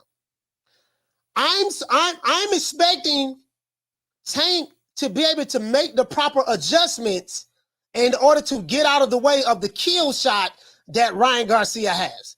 Ryan Garcia has more than a check left hook. You know how I know that? Because I remember I spoke to Kid Austin. He was like, Tank, no, he got more than a check left hook. Because the way Tank Davis is training, irregardless of what anyone who's rooting for Tank Davis is saying, Tank, and anytime they interview Tank, he said, no, I'm taking Ryan Garcia very seriously. He said, I'm taking Ryan Garcia very seriously. He know and understand that that Ryan has more than a check left hook. People question Ryan Garcia's heart. That's why a lot of people are picking Tank. They question Ryan Garcia's heart, and they feel like when they get down and dirty, Tank is going to be able to dig deep within his heart and pull out all of those skills that he have from a footwork standpoint, the angles, the timing, the speed, and stuff like that. That will allow him, his boxing IQ, that's going to allow him to win this fight. And I do get that. And I kind of agree with that. But there's always a but. I think, and I think even myself, sometimes you don't know what you don't know until you know it, right? And I ask myself, I say, damn, what are some of the tangibles that Ryan Garcia has? Well, he doesn't have the footwork that Tank has, but he does have speed and timing. And he has power. He has speed, timing, and power. Is Tank a perfect fighter? No, he's not. No, he isn't. Does Tank make mistakes in fights? Yes, he does. It's just that he's always been able to get the guy out of there. Tank makes quite a few mistakes. You know what I mean? Sometimes he lunges in. He gets caught coming in just every now and then, not all the time. When he coming out high guard, he's looking to catch and shoot. You know what I mean? But he hasn't fought a fighter that has the punching power of a Ryan Garcia. So since he hasn't fought a fighter that has the punching power of a Ryan Garcia as of yet, and we don't know how much power Ryan has until we actually see what he does to Tank, and vice versa, I'm anxious to see if he get caught. And when you have these high caliber fights, I want to see the fighters go through adversity. You know, if Ryan Garcia get knocked down in this fight, how would he respond? Would he get back up and respond? If Tank Davis get knocked down in this fight, how would he respond? Has Tank ever really been hurt before? You know, I think he got buckled a couple of times when he fought Isak Cruz. You know what I mean? But he used his footwork to get out of the way. So I think Tank Davis's footwork is going to be key. Ryan Garcia is going to have to be very patient in this fight, and he's going. And for me, the golden goose, so to speak, or the trump card in this is Joe Goosen. Joe Goosen is, even though Joe Goosen is not the one that's going to get in the ring and fight, but whatever game plan Joe Goosen have, and I know they're going to make the adjustments within the fight, I'm just anxious to see if Tank get caught clean by Ryan Garcia, how is he going to respond, and what adjustments they're going to make. So that's what I want to see. That's what I want to see. Caller, what's your name? Where you calling from? Yo, what's up, coach? It's Tommy Gunn 47 from California. Tommy Gunn from Cali. Talk to me. Yeah, you know, like, I see what people are saying about Ryan Garcia. Like, he's not Mexican, but, like, I'm also, like, white and Mexican, but I also don't speak Spanish. But, like, I feel like saying, like, oh, if, like, you see, like, a light skin, like, he's not black because he's not black skin, I feel like that doesn't make sense, you know? Mm. Like, Ryan Garcia, he's still Mexican, but he doesn't know how to speak Spanish. You know what I'm saying? I feel like that's kind of dumb saying someone is a Mexican. I get a lot of people tell me I'm not Mexican because I don't speak Spanish, which is kind of dumb. Mm. You know? I mean, it's a cultural thing. But like it's a cultural thing, and I do get it. You know, and I do get it because they did the same thing with Oscar De La Hoya. Oscar De La Hoya wasn't considered Mexican. You know, he's from East LA. He smoked very proper. They thought, he act like a white boy, this and that. They didn't accept him. And then when he beat Julio Cesar Chavez, that was the nail in the coffin right there. So, that was the cardinal sin. I remembered it like it was yesterday with Oscar. So I do get it with Ryan Garcia, but there's a lot of Chicanos that live in America that don't speak Spanish. And the ones that do, there's a lot of Mexicans not a Mexican. They don't look at Chicanos as Mexican because, hey, listen, man, you don't have, it's a cultural thing. You have an American culture, this and that. You don't really speak like us, act like us, talk like us. You know what I mean? So it is what it is. So I just find it funny that one guy is of Mexican descent, born in America. Another guy is of Mexican descent, born in America. But he's going to tell the other guy that's born in the same country he's born in, he's not Mexican, but he look at himself as Mexican when the Mexicans don't even look at you as Mexican. So, but I like what the dog from Jersey said. He said it's more so of a cultural thing. The Mexicans the Chicanos that live up in America, the ones who try to keep the Mexican culture alive or live more like the Mexican culture here in America, they'll look more upon as being Mexican versus the ones who have more of an Americanized. And so I do get it. It's a cultural thing. Yeah, for sure, coach. I get what you're saying. Shout out to Tommy Gunn, man. Salute, fam. Fact. Yes, sir. Salute to you, fam. Yeah. Yes, sir. And also, go ahead. Also with the fight, it's a 50-50 fight to me. I do have Ryan Garcia winning, but I could see how Tank to win. He has that knockout power in the later rounds. He lets you punch him for a good half of the fight, and then he takes you out. But I think, what Ryan Garcia is going to do, I think he's going to do what Bivol did against Canelo. Mm-hmm. Every time Canelo is leading with that lead foot, before he steps it, he's going to jab him, make Gervonta Davis reset, and then, he's going to keep him at bay with that jab. But Gervonta Davis, he's fast too. Like, it's a 50-50 fight to me. Like, if he gets caught, he gets caught. But also, like, Gervonta Davis, I feel like he hasn't fought someone with the power of Ryan Garcia. And I know the Tank fans are going to fucking clown the fuck out of me in the fucking comment section, but that's the way I feel. And, you know, Tank Davis fans, they only have one fight to bring up, like, against that is the Luke Campbell fight. And, yeah, like, Ryan Garcia got caught, but I feel like he wasn't really hurt against Luke Campbell. I feel like he only fell because he was flat-footed. Mhm. And if he was really hurt, Luke Campbell would have just finished him right then and there. But he lost. So. Okay. But that's my opinion. All I don't right. want to sound dumb, but that's just my opinion. That's your opinion. Yeah, no problem with that. And shout out to Tommy Gunn from Cali, man. Killer Cali, stand up. Salute, fam. Let me get the super chats out the way. Shout out, hey, Knockdown 305 say, Coach, you sound like a fan of boxing. Yes, I am. I'm a fan of boxing. I want to get the Nesta Gibbs, though. Shout out to Derek Choice. Hey, okay. Dropping that quarter over. Bam, dub on your boy. Super chat received. Playtime's over, boy. He said the dog that he said the dog that people refer to is the same thing as spirit of competition, in my opinion. And Ryan is very competitive and won't lay down easy. Yeah, when people say they have that dog in them, does he have that dog? And we haven't seen that's what I'm saying too, Derek. Like we haven't seen that come out. Shout out to Food Revolution. She said, "What happened to my super chat, Coach?" I don't know. Did you send the super chat? I didn't see it, sis. If I didn't see the super chat, I didn't see it. I'm sorry. I am sorry. Let me try to look for it. Yeah, you get what I'm saying. So the thing is, sometimes you don't know what you don't know until you know it. We'll find out Saturday. We gonna find out Saturday what's what. We're gonna find out Saturday what's what. But it's a whole lot we got to unpack before the show ends. Shout out to H Entertainment. Salute, fam. For dropping that. Bam, dub on your boy. Super chat received. H, what's going on, fam? Yeah, I seen you over there, Blue Blood, man. Oh, Blue. Shout out to Blue. Shout out to H. He said entertainment and education. I love it. Yeah, man. It's a cultural thing, H. And again, like the thing that got me was, man, I'm like, I was just shocked, but now I understand why. The brother explained it.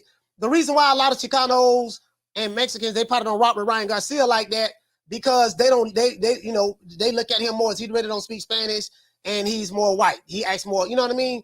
He doesn't act like us from a cultural standpoint. So now that explains it. Now that explains it for me. I'm looking for Food Revolution Super Chat. I don't see it. Yeah, I don't see it. I seen Jose. Yeah, I don't see it at all. Oh, here you go. I do see it. I just found it. Hold on. I just found it. Hold on. Caller, hold on.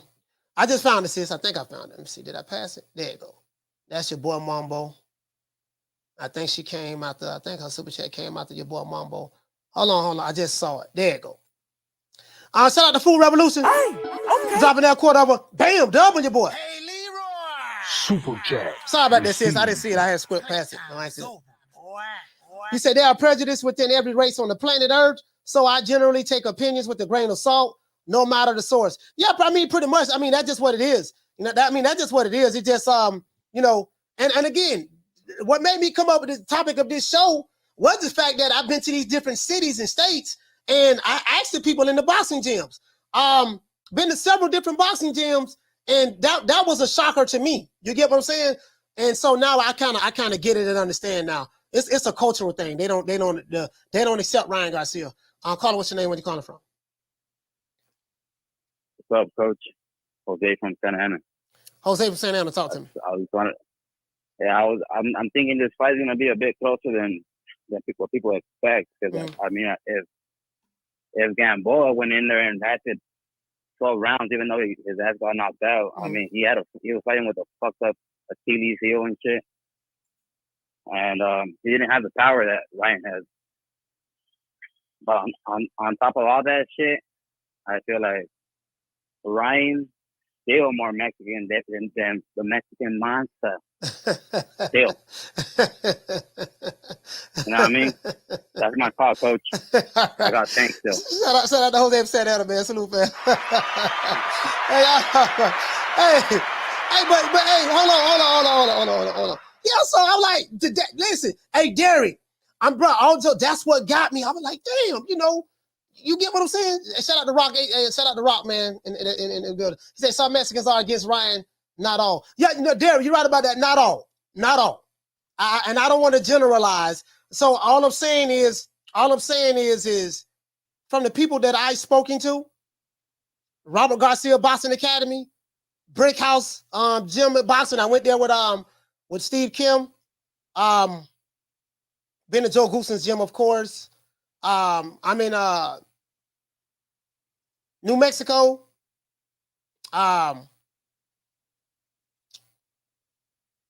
was on the Riverwalk in San Antonio, talking to people on the Riverwalk in San Antonio. It just, I'm not gonna lie, bro. Like, I'm like, God damn. So, and I think it's more so, like you say, they probably look at Ryan Garcia as more of a white boy, and they don't even recognize him as being a Chicano or a Mexican. So, I'll call it. What's your name? Where you calling from? This Coach Eddie from ATL, Coach. What's happening? Coach Eddie from the ATL, talk to me. Yes, sir. Like I say, man, it's a 50-50 fight, but I got Tank by knockout or I got Ryan Garcia by decision. Mm-hmm. Reason why I say that, if it goes to the 12 rounds, I think Ryan avoided the punches and was able to avoid getting knocked out. And if he can in the amateur style, you basically get your points, get off and get out the way quick. Mm-hmm. He can basically outpoint Tank to a victory. You know, stay long, stay strong, keep him outside. Come on in. When he gets on the inside, tie him up and turn him. Keep him on the outside and just keep boxing him and turning him, kind of like Ray Leonard did with Hagler, man. Right. Run quick combinations, get close, tie him up, wrap him up, turn him. Because like I said, you can out hustle Tank. When I think about it, he has a possibility to knock Tank out late. If he can get Tank, let's say he win the first 5 or 6 rounds and make Tank have to play catch up, then he can run him into something. Because Tank got to come get him now. Mm-hmm. Yeah. Yeah. So, like you I know say, what? it's gonna be a close fight. Coach Eddie, you make a valid point on that because the thing is, this is the thing, and let me ask you this: you know, how do you think Tank will respond? Because no one is answering this question. Ryan Garcia has one thing on his side that he's really, really good. Well, he has speed and power, but he has damn good timing when he throw his shots. And Tank is a flawed fighter. You know, he is a flawed fighter. He's not, and he doesn't have glaring flaws, but he's not a perfect fighter. No fighter is really perfect. But I'm like, man, what if he catch him? You know, how, you know, because sometimes when the fighter gets hit real hard, you know, yada, yada, they respond differently. And I know what people may say, well, Tank don't fought big dudes in sparring, and he don't fought heavyweights, and he don't fought super heavyweights, and he was beating them up and knocking them out and all that stuff. I know people gonna say that. But I'm like, okay, in a real fight, this and that, yada, yada, yada, you know, this is going to be for whatever. And Ryan Garcia doesn't have the footwork Tank Davis had, but he has speed and timing, and he has power. So, yes, sir. And I'm in agreement with you. I have Tank stopping Ryan Garcia about the 9th round. I'm sticking to 9. I'm gonna say 9th round. But I said and I said this on Light Skin Lou podcast last night. I say if the fight go 12 rounds, I'm picking Ryan Garcia to win by decision. Because just like what you said, if Ryan was to go 12 rounds with Tank, that means Tank was not able to get his kill shots off in order to hurt Ryan Garcia enough to knock him out. So if he's not able to knock Ryan Garcia out, then because everybody I know is picking him by knockout. So, but if he don't knock him out, I have Ryan Garcia outboxing him. So, but you're going to have the footwork to be able to do that. It's going to be footwork, timing, speed, power. You got to have punching power that Tank Davis can respect. And that's the only way I can see it going 12 rounds. If Tank like, man, that motherfucker hit hard, dog. And he timing me coming in on the inside. So I got to be a little bit more careful, a little bit more patient. You get what I'm saying? That's what I see. And no one is saying that. No one is saying that. But you said it earlier, Coach. You said Joe Goosen. See, I respect Calvin and Kenny. Yeah. They're good coaches now, but Goosen been in the game a long time. He had Casamayor. Yeah. You know, Diego Corrales. He's been in some big fights. He's gonna be able to work Ryan through those moments. You know, and I'm pretty sure they got a good game plan. Like I said, with Tank, you ain't never really seen nobody tie Tank up. Mm. Tie him up, lock him up. That's what you do with a guy that's good on the inside. They can run them shots on you. You got to lock him up, man. You got to lock him up or you got to frame him. You know what I'm saying? Use your framing technique. Keep the man up off of you. Be physical with him. And like I say, land the good, clean shots, outbox him, go back to the amateur style if you need to. Would you go out there and get your points and go? But, that's the main thing, to stay alive. But like I say, Ryan has enough power to put Tank down, too, and to mark him up. If he can get in there, he can start swelling Tank up, bust his nose, swell his eyes up, make him think twice. Then we got a different fight then. If he can do the damage, but I think he can do those damage in them little small 8-ounce gloves, you can do some damage in them gloves, man.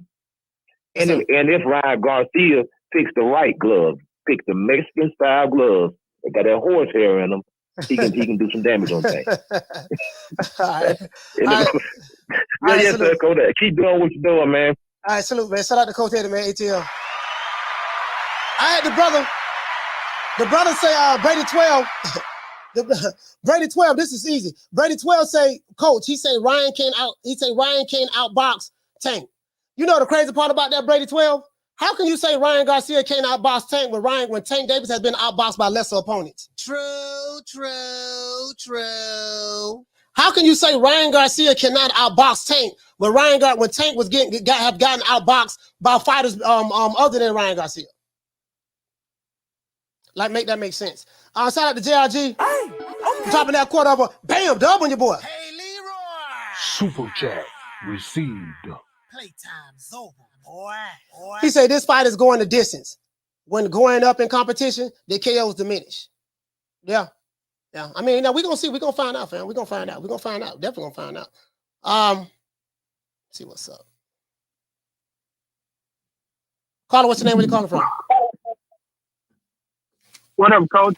My name is Jonathan, calling from Oakland. Jonathan from Oaktown, talk to me. Hey, I was tuning a little bit into the pressure, as it's currently going on right now. Mm-hmm. And, it's just for me to say, like, I see a lot of Tank fans, they're delusional. They're, they want to say that Tank is the reason why this fight is going on, da-da-da. I want to make sure, the guy that just put this fight together just came off the podium with a very short message, and that's Tom Brown. Everybody fails to realize Tom Brown is actually Tank's promoter. Mm-hmm. Now, on the other side, LB, he's not the promoter. He's, he can promote Tank Davis, but Tank is the manager, LB is the manager. He's the management for Tank. So as far as like who will Tank fight next, it's up to LB really and Mayweather Promotions. But as far as who's the real promoter, like Tank fans like to say, oh, Tank is his own manager, Tank is his own promoter. No, it's the big ass white guy that's right there that also promotes Showtime exclusive cards. So let's just, I just want to make that very clear. So that Tank fans don't get it twisted, But as far as like, I don't know if you guys seen it, but Ellerby was talking that shit about Oscar De La Hoya, talking about, oh, we don't really fuck with him, and Mayweather doesn't fuck with him, da-da-da. And it's like, I don't think this fight happens without Oscar De La Hoya. Really, Ryan could show however much he wants, as far as like him being the one that wanted the fight and whatnot, but this fight doesn't happen without Oscar De La Hoya. Whether or not people want to say he's a cokehead, he's this, he's that, he is the reason why Mayweather is who Mayweather is today. And let's all just, I want to give a thanks to Oscar De La Hoya. Whether or not he's a cokehead, whether or not he's whatever they call him, I just want to make that clear. And also, I do see Ryan is looking kind of frail. Coach, I don't know if you agree. I don't know if you're tuning in. Mm-hmm. I mean, yeah, he looks frail. He's looking a little sunken in. I mean, yeah, he looks frail. I mean, he's lost weight. I mean, that's the part of the fight game. When you're cutting weight, when you're trying to get down, you look frail. When you look at Devin Haney, he looks frail. When you look at any of those fighters who cutting down to get to that weight class, they're gonna look frail. I mean, that's just the nature of the business. You know what I mean? So now someone like a Lomachenko, he doesn't really look frail when he gets on the scale, but because of his body type. But a lot of those fighters, those bigger fighters, they look like that. You know what I mean? So they look like that. Yeah, And just a quick prediction, like, it's not a for sure prediction, because to me, this is a 50-50 fight. Both men haven't been challenged in a while. Excuse me. People like to say that, well, he fought Barrios, and yeah, Barrios is a good fighter. You know, he's a solid D-level fighter, you know, but he was moving out of the weight division, just like Tank did with Pedraza. Pedraza was moving out of the weight division when he fought Tank. And, you know, and again, this is up to the fighters to accept the conditions and whatnot. So you can't blame it on Tank all the way. But like I said, this is a 50-50 fight. There's either two things that I see happening. I see a Ryan decision if he wins. And if Tank wins, I think he's going to look a little, you know, I think Garcia may cap him. He's going to look a little bit like Tyson, you know, looking for his mouthpiece after Buster Douglas. So it's either, that's the only two ways I can see this happening, because Ryan does pack a big punch, but I think Tank can take it. Honestly, you know, he's taken a couple big shots before, especially by Barrios. You know, who knows how much the weight affected Barrios, because he did move up to 147, hasn't been at 147. So okay, again, you know, it's a 50-50 fight. I'm hoping it'll live up to the hype. All right, we'll see. Shout out to Jonathan from Old Town. Salute, fam. Now I want to talk about let's pivot now. Nesta Gibbs. Now somebody sent me a video, and they said that Nesta Gibbs, the vitriol. Nesta Gibbs, some people said that Nesta Gibbs is hating hard, you know what I mean, on Tank Davis, right? Hold on.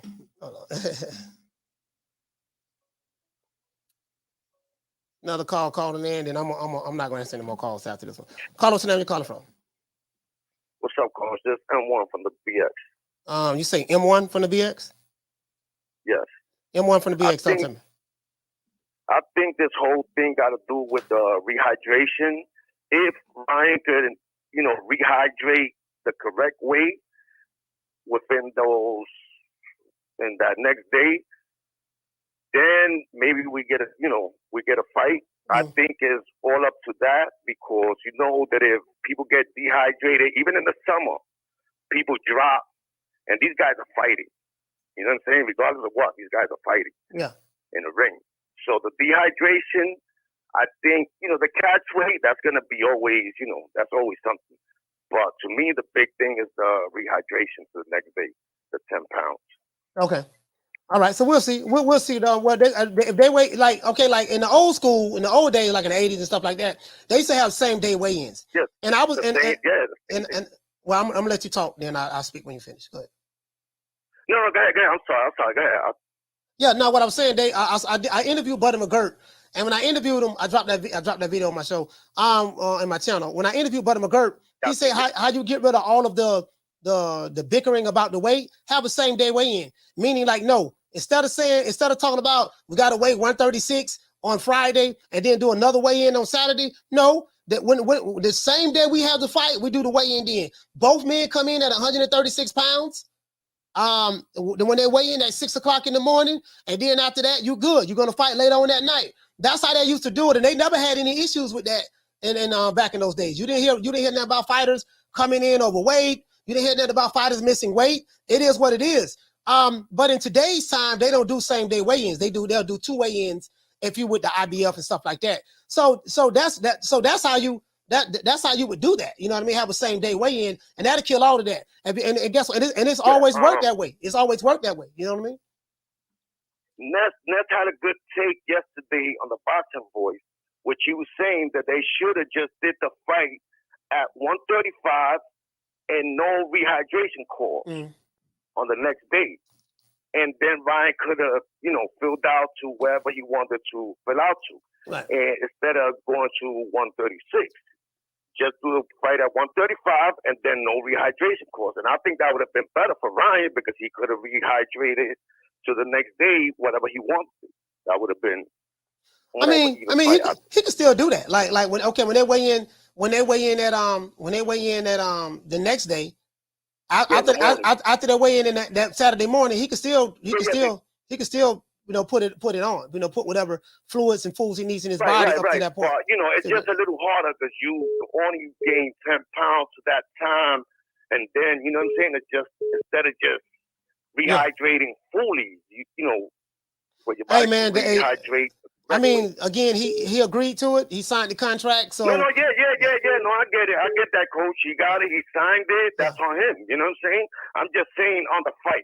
I'm not talking about him. I'm not from what I'm hearing, from what I've heard when I was at, and I didn't hear this from Joe Goosens, but I don't want nobody saying Coach said Joe Goosens said this. From what I've been hearing when I was in LA, when I was in LA, Ryan Garcia and them, he gonna come in overweight and pay the fine. That's what I'm hearing. He gonna come in overweight and pay that fine. That's good. But they all say that. But yeah. All right. Yo, Coach, man, thanks a lot for your show, man. I love your show always. You know what I'm saying? I don't talk that much on I don't post nothing, but I'm always, your likes, everything, you always there, bro. Hey, man, salute, man. M1 from the BX, man. Salute, fam. Let's go to a station identification break. Let's take a quick station identification break, man. And it is what it is. And then we gonna get into the next page next again. Shout out to Nest Boxing Boys TVV. TVV, man, Nest do a good job over there, man. But the people told me that he's been hating lately, and let's just address that. I know I'm gonna get this money.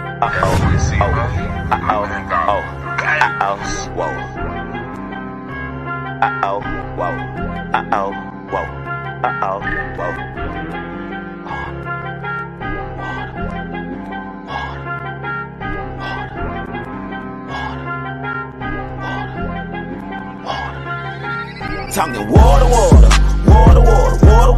My bracelet costs about 40 and my necklace costs a quarter. Talking water. I go stupid like on Boosie. All this jury got me foolish. All this water. All of these diamonds, they bright, so you gon' see me at night. All of this water. Now I be trip. Water. When your daughter see this water, she gon' let Boosie record. Them little niggas in the A, they making deals off the wall. All right. Now, Two-Tone, the superstar, sent me this.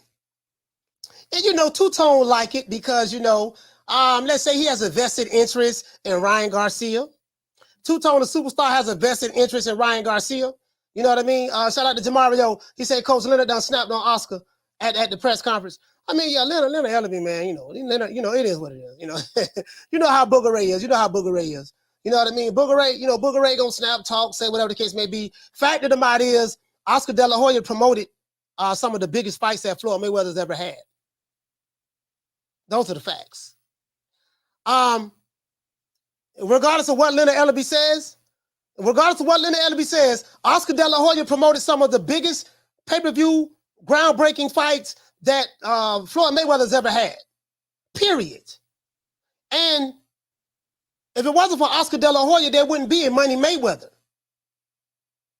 And so these are just the facts. Because he became Money Mayweather after he fought Oscar. And he was able to transition to the pay-per-view star, right?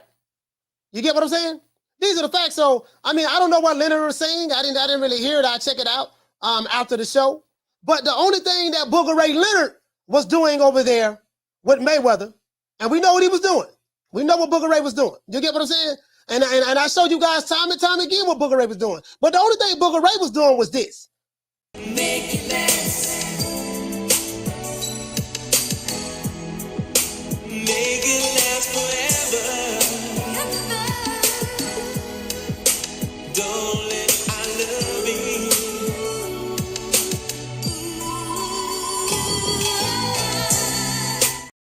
When it comes to the success that Mayweather Promotions did, Golden Boy Promotions played a big part in that.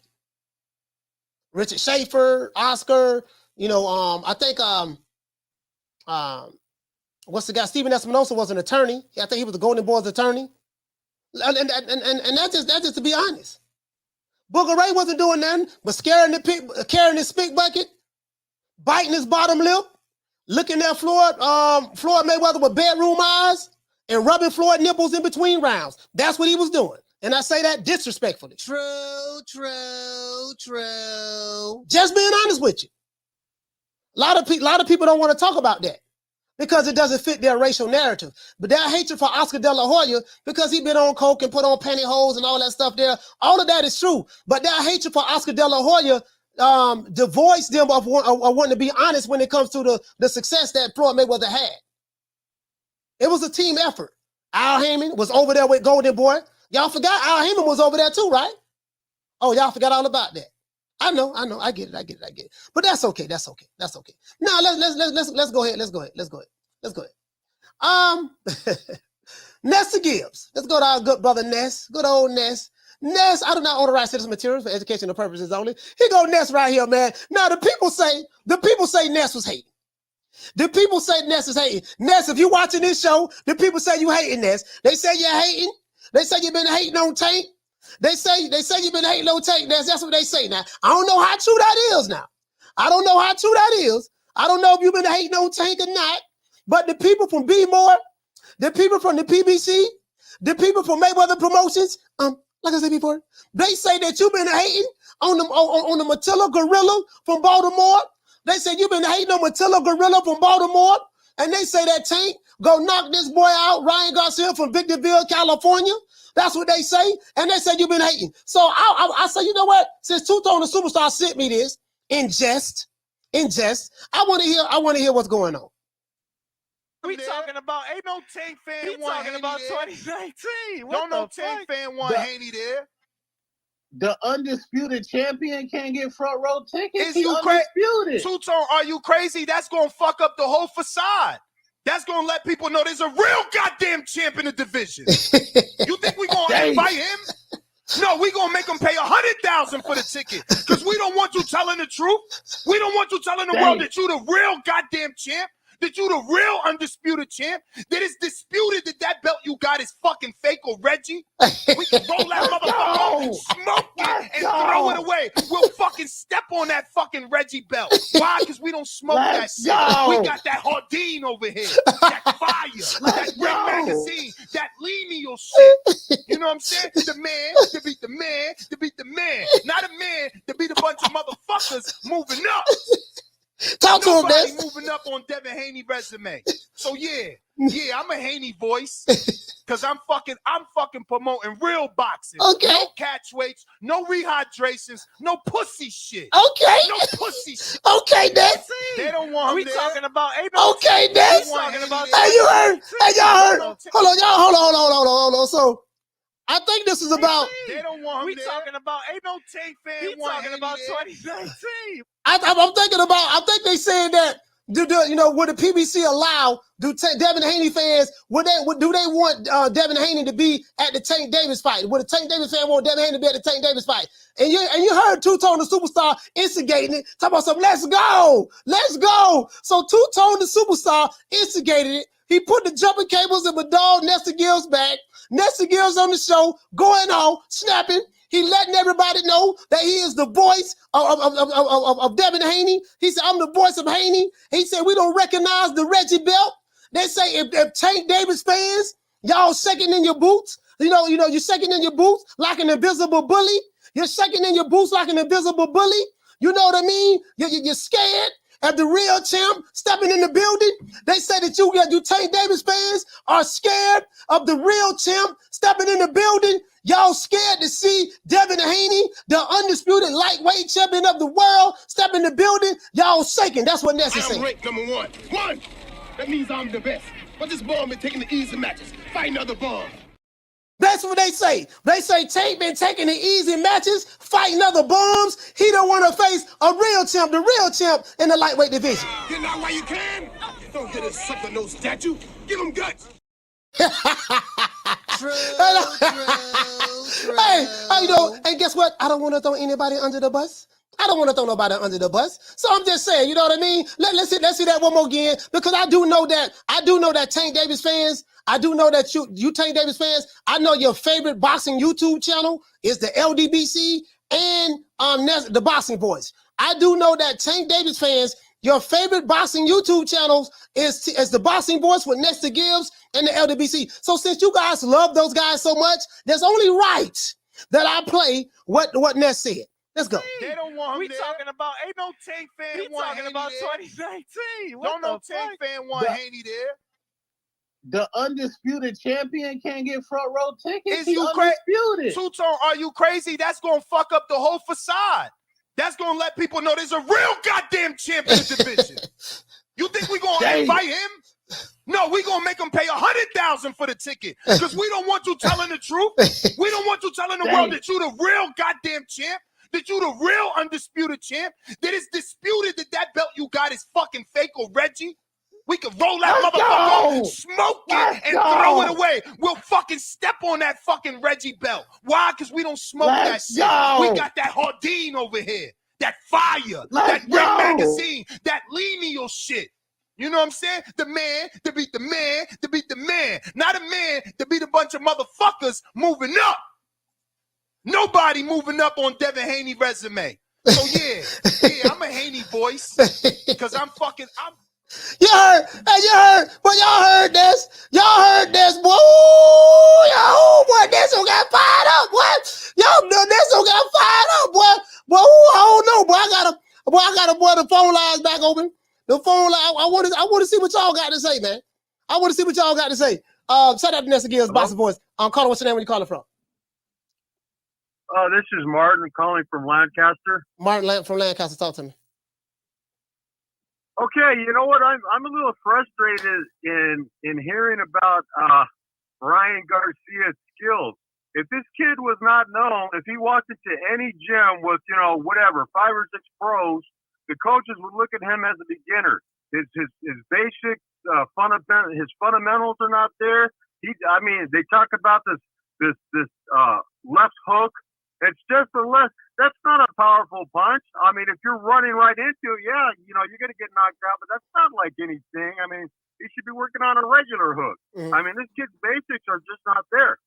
So what I think is going on, the younger pull-up casual fan, boxing fan, is just looking, how fast he is when he does this, this little shoe polishing thing, and then he does the left hook challenge, and, all this people being gaslighted. Cool. And now Oscar was on a program the other day and he's talking about, I saw something in his eyes. This kid has the eye of the tiger. And they're just building him up and people are falling for it. I think it's a total mismatch. This kid does not have the skills to be where he is right now. And it's just a damn shame. I mean, you got professional boxers. You got Roy Jones saying, oh, man, this is a 50-50 fight, and you can tell they're just saying it. I don't know how many people Ryan Garcia's got on his payroll, but it seems like too much. I mean, is everybody getting paid? I mean, shit. Okay. All right. I'll let you talk now. No, I ain't got nothing to say. I'll let you talk. But thank you for calling the show, Martin. I'm not here to dispute what you're saying. You let it off your chest. Thank you for calling the show. Have a good day, sir. Thank you. Martin let it be known how he felt about it. He said Ryan Garcia ain't got no skills. He said Ryan Garcia ain't got no skills, and he don't know how he got there. You know what I mean? So it is what it is. He ain't got no skills. That's the press conference right there. Ryan Garcia ain't got no skill. That's what he say. So it is what it is. Everybody entitled to their opinion. Let me see.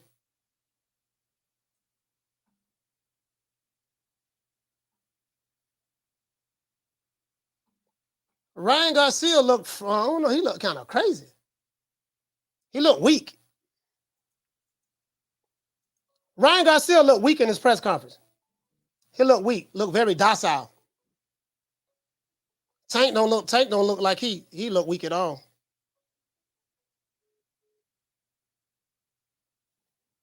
Caller, what's the name? Where you calling from? Hey, Coach, this is the boxing scientist from Cali. The boxing scientist from Cali, talk to me. Yeah, I just want to say I agree with everything that Ness said, and he's on point. Just to add to it, I think Devin Haney should crash the post-fight press conference, like on some Clubber Lane shit, and just talk some shit and grab his belt, throw it on the ground, and step on that fake-ass Reggie belt, just like Ness said, Mm-hmm. Oh, you said you agree with what Ness said? Yeah, I agree with everything he said. Okay. Yeah, he was on point, man. Like, I mean, Devin Haney's the real champion, and Tank wants to, he's in his own little bubble, and he needs Haney to burst his bubble.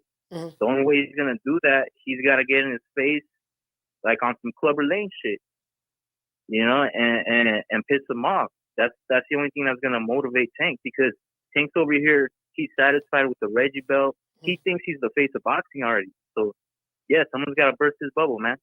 Okay. All right. Shout out to the boxing scientist calling from Cali, man. Salute, fam. Yeah. So how y'all feel about what Nessa Gibbs say, man? Y'all think Ness is right? Ness is right about well, he is right about Tank Davis having the Reggie belt. And he is right about Devin Haney being the real champion in the division. That is true. I mean, I don't think no one can refute that. But I think what it is it was the spirit and manner for which Ness said it. The spirit and manner. You know what I mean?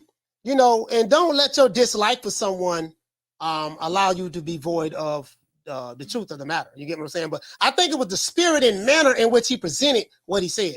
Caller, what's your name? Where you calling from? Coach, what's going on, man? It's Casino Like Fred. Casino, talk to me.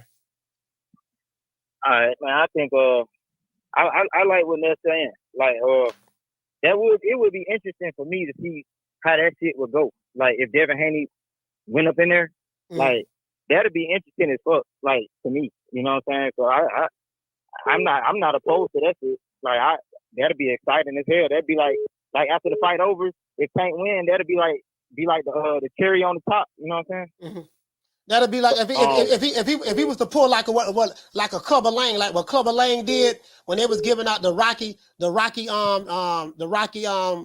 statue revealing ceremony, and he was just to pull up. Like that there. Yeah, if he was to just pull up, but see, I'm trying to imagine that shit, but because I couldn't even imagine Devin Haney pulling up. Like it would have to be Bill. Like on some real shit, it had to be Bill, because Bill the only one who talks shit good. Like I think Devin Haney, like I ain't never even seen him really talking shit. Like he talk. I don't know. Now I seen him talk. He talked that shit to Teofimo Lopez when they was face to face at the DAZN event. No, he talked.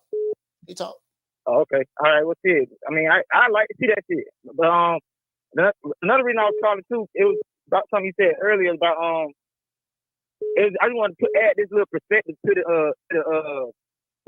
everybody. You know what I'm saying? Basically, I hear a lot of people saying that if it go to decision, that Ryan will win. Yeah. I feel like Tank taking this fight so serious, I feel like he got that shit covered. And the reason I say he got that covered, I feel like he planned on winning on points too, because he brought Kenny Porter. And like the fact that he got Kenny Porter, we gonna see a different Tank. Like this is not the first time he's ever worked with Kenny Porter though. He's worked with Kenny Porter before, but he didn't do it in his last fight. Yeah, not his last fight, but he's worked with him. When the last time you used Kenny Porter? I'm saying when the last. It hasn't been publicized. It hasn't really been publicized, but Kenny Porter has been. This is not the first time Tank has been working with Kenny Porter. I mean, Tank worked with Kenny Porter because Tank used to spar. Tank did some sparring with Sean Porter in preparation for the Terrence Crawford fight. So he's actually been over there working with those guys as well. He's very familiar with Kenny Porter. Very familiar with him. Yeah. I know they be working, but I didn't know like I know they made it, like they put it on Front Street that Kenny Porter is in strength conditioning for this fight. You know what I'm saying? So, like, I mean, he probably did work with him for other fights and shit, but I feel like they brought him in here. I think they brought him to this fight for a reason, because I feel like. You're talking about when they brought him to the camp, the specific. Yeah, I'm talking about when they brought him to the camp. Like, I think this is his first time. But he has worked with Kenny Porter before as it relates to sparring Sean Porter and getting Sean ready for fights. But I get what you're saying. I think this is. I'm not sure, but I think this is his first time bringing him in like that. Yeah. So that's. I just wanted to put that out there because, me seeing Kenny Porter as a strength and conditioning coach, I feel I expect to see a little change. You know what I'm saying? Because I mean, if you look at like how Sean Porter fight, that nigga, he can beat you on some points. You know what I'm saying? Like he throwing punches and bunches. So I feel like we might see Tank throw punches and bunches in this fight. I feel like he's taking this shit real serious, and I feel like he's gonna turn it up to another level. You know what I'm saying? A lot of people saying it's him being nervous. I feel like he just knows how important this shit is. Like, cause you know what I'm saying? Let me ask you this. Yeah. Let me ask you this.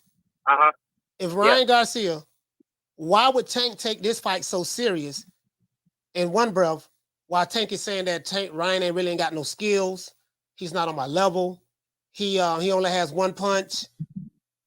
Why would he take it? Why would he take it so serious? Why would he take it? That doesn't make sense to me. That's what's throwing me off a little. All right, I feel like he's taking it that serious because it's the fight is bigger than the opponent. Like, all right, so like this fight for Tank, like, because it got so much attention, it's the biggest fight. Everybody's saying that whoever wins is gonna be the face of boxing and all that kind of shit. I feel like that's why he got to take it serious. I don't feel like any fight, like he never had a fight this big, so it's like it's time to turn it up another notch. Like him talking shit to Ryan, I don't even believe he believe that shit. Like nobody believe that nigga only got one punch. You know what I'm saying? Like he's just talking shit. But I feel like he's gonna take this shit serious because it's a make him or break him fight for Tank. You know what I'm saying? Like regardless of who he's fighting, if he was fighting anybody and the fight was this big, I feel like he'll lock in like this. Like even if he feel like he can run through the niggas, I feel like he got to take it serious regardless. And then also he got a team around him who gonna take this shit serious too. You know what I'm saying? So I just feel like it's just the seriousness of the moment. Like it's the moment, not necessarily. I mean, the opponent make the moment this big because you know they come together to make the big fight. But like I feel like a fight this size, where you got to take it up another notch. You got to train harder. You got to go hard. I feel like it's just the size of the fight. I guess a YouTuber, TikToker only had one punch. But I don't think he a YouTuber. I don't even believe he believe that shit. Like if he says that shit, I don't think he believes that shit. Yeah, you know what? I was talking to Kid Austin when I was in San Antonio. I'm gonna share this story with you. I haven't told anybody this, but Kid Austin said that he said Ryan is tricky, and the thing with Ryan Garcia is hard to read him because you know Kid Austin is with Golden Boy and he sparred with Ryan. He says it's hard to read Ryan because you know you can't really read much off of his demeanor. He's kind of jovial. Sometimes he acts kiddish like, but he said that Tank knows that Ryan Garcia has more than a left hook because he's knocked people out with more than just a left hook. And why do you think? Exactly. This is what Kid also said. He said, "Why do you think Tank Davis is training so hard?" He said, "Me being a fighter, when you see the things that Tank is doing in this fight in preparation to fight Ryan Garcia, his actions are showing you that he know and understand what Ryan brings to the table." Now, this is from a professional fighter who is 13-0, who sparred Tank Davis on multiple occasions, sparred Shakur Stevenson, sparred Devin Haney. You get what I'm saying? And he's telling me from experience. He say, man, he know this is why he's doing. All right, well, I'm gonna say this. No, I mean so. I'm gonna say this. You don't never let him see you sweat. That's my answer to that shit. You know what I'm saying? Like he knows Ryan is a problem, but he not finna sit up there and tell Ryan he a problem. No. Because I don't watch press conferences where niggas is telling the other nigga that they a problem, and that shit used to piss me off. When Caleb Plant was talking about how good David Benavidez was, that shit pissed me off. Like don't get no compliment. Fuck them niggas. You got one punch, you a TikToker, and you ain't shit. But at the same time, I'm finna train hard as fuck. Because I don't mean that shit. I'm talking shit. I'm not finna give you nothing. I mean, that's how I feel. You know what I'm saying? That's just me though. All right. Well, shout out to Casino. Shout out to Casino. Salute, fam. All right. Yeah, that's what I mean, you know, that's what nephew Kid Austin broke down to me. He know Ryan got more than that. And he said Tank now Kid Austin, he loves Tank Davis. He liked Tank Davis a lot. He likes Shakur Stevenson a lot. And he said, yeah, Tank is very, very strong. Tank hits hard. He said Tank hits very, very hard. He said Ryan Garcia hit hard too, but it's different. He said it's different. So but he say Tank know and understand. Tank know and understand, and he gets it. Now Tank Davis fans might not know and understand, but he gets it. That's what he said. Caller, what's your name? Where you calling from? What's up, Coach? It's inevitable. D-Block. D-Block 2 times. Talk to me. 2 times. That's how it is. Yeah. It's only 2. It's gonna take 2. What did Ryan say, Coach? It's gonna take 2. What did Ryan say in front of Mike Tyson? It's gonna take 2. What did Ryan say in front of his face with Tank Davis on the phone? It's gonna take 2. Just seeing this press conference right now got me fired up. Yeah. It got me lit. It got me saying, hell yeah, we gotta knock this little boy down. We gotta knock down this fake WBA champion of the world. Can't even say the real true champion is Devin Haney. That's why they don't want to invite the real undisputed champion to be at the ring, to be there. Why? Because they're scared. Scared little man. Don't belong in a big man's world.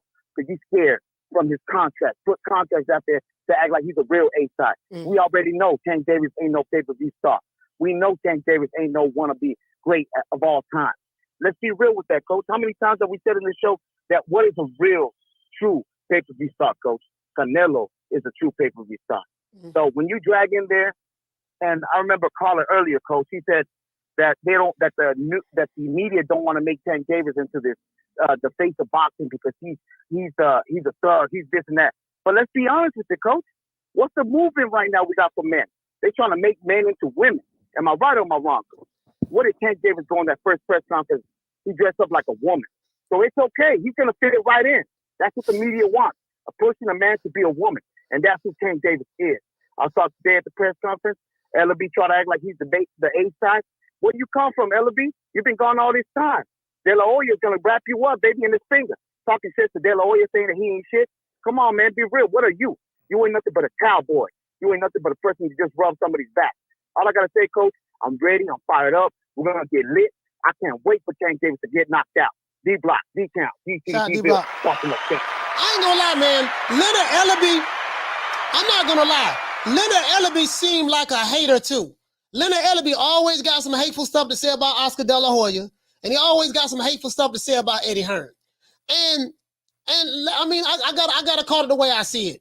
I mean, Leonard Ellaby, he doesn't promote Tank anymore, according to what Tank is saying. But Leonard Ellaby is nothing more than a jock rider. And I like Booger Ray, but he seemed like he just has so much hatred for Oscar De La Hoya. Nigga, Oscar De La Hoya made Floyd a whole lot of money. Floyd made a whole lot of money with Oscar De La Hoya. You get what I'm saying? So Leonard Ellaby seemed like just a bitter, hateful guy. He always hating on the motherfucker. And don't nobody even address that. I guess he get away with it because he's black. But Leonard Ellaby is a hater, for real though. Caller, what's your name? Where you calling from? Yo, Coach, it's Rick from Toronto. Rick from Toronto. I'm digging the show today, Coach. You're very contemplative. You're very objective. Every time I hear D-Block's voice, he gets me riled up, man. I think I want to put money down on Ryan now. All of a sudden, every time he starts saying some shit, and especially since that fucking huge upset with Joyce and Zhang. Fuck, man, I could have made some big ass ducats on that fucking fight too.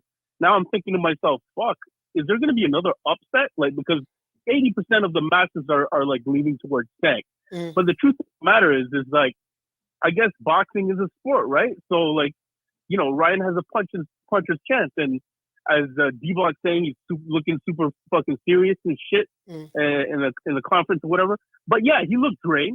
But that was the whole point of Tank's kind of thing for doing the hydration clauses, because he wants to get certain percentages of like, chances as such, the weight, the balance to be kind of weighing on his end. But nonetheless, D-Block wasn't listening to what your boy Booger Ray Ellaby was saying, is that like, Tank is the ultimate pay-per-view star, blah, blah, blah. And if I hear another motherfucker say the new face of boxing, I'm going to fucking punch them in the fucking face, man. I'm sick of it. I'm fucking sick of it, Coach. All right. Shout out to Rick from Toronto, man. Thank you for calling the show, man, and voicing your opinion. I appreciate that, man. Shout out to Rick. Yay. Salute, fam. Toronto, stand up. Yeah, you get what I'm saying? Like Booger Ray he talk like he just always right. Oscar wrong. Eddie Hearn wrong. Everything they do is right. We the A side. You know, we this, we that. You know, you get what I'm saying? We know how to really do business. And I'm like, Booger Ray, you ain't no real promoter. That's one. Two, your claim to fame is rubbing Floyd Mayweather's nipples and biting your bottom lip. Like, you really ain't did shit since you been in boxing. You Floyd Mayweather's yes man, and you known for being thrown in the trunk, duck tied, like Gold in the Mac. And that's just the facts of the matter. You D-ride Tank.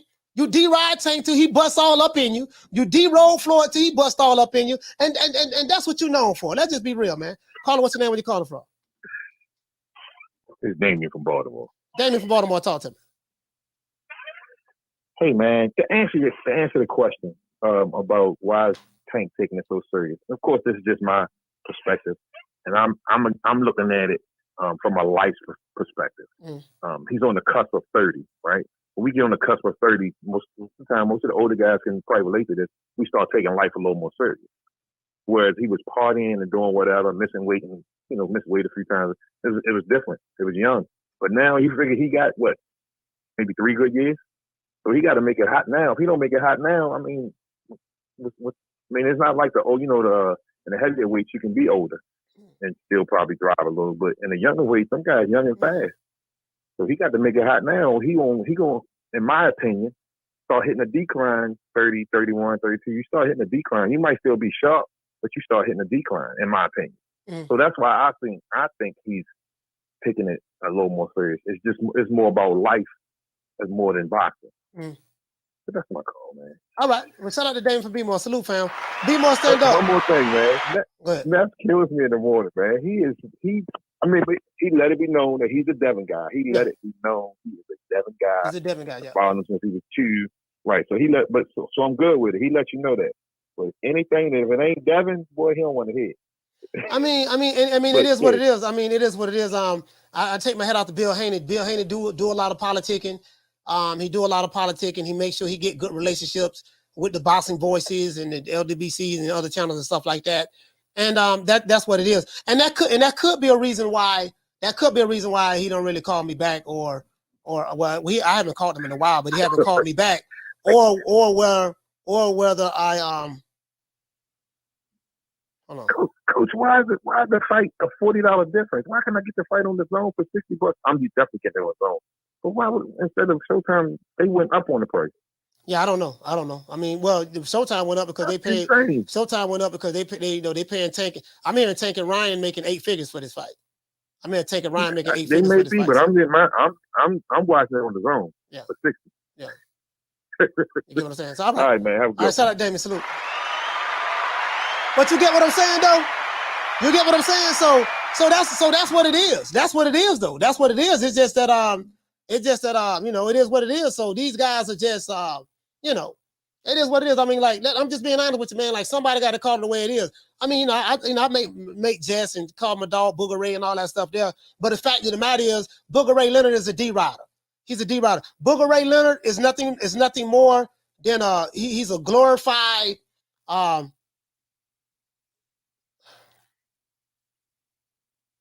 he's like the ultimate D-riding hype man. And that's pretty much it. Because the fact of the matter is this. Can you guys tell me which fighters Mayweather Promotions are promoting?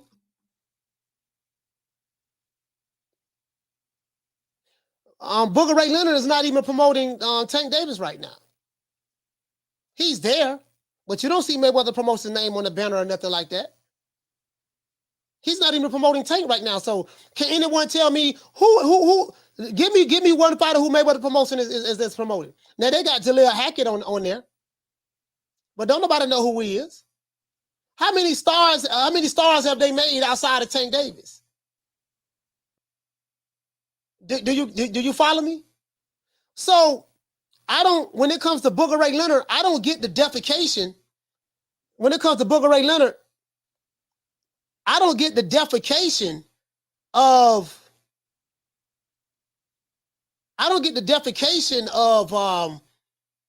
promotional companies who are doing way better than you.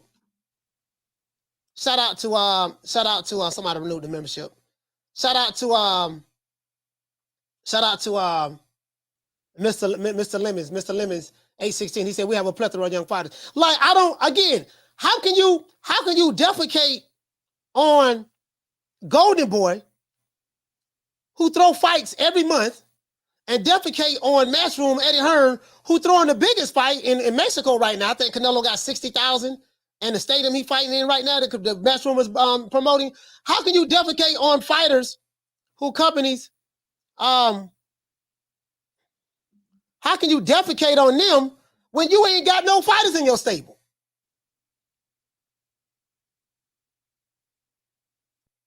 Hold on.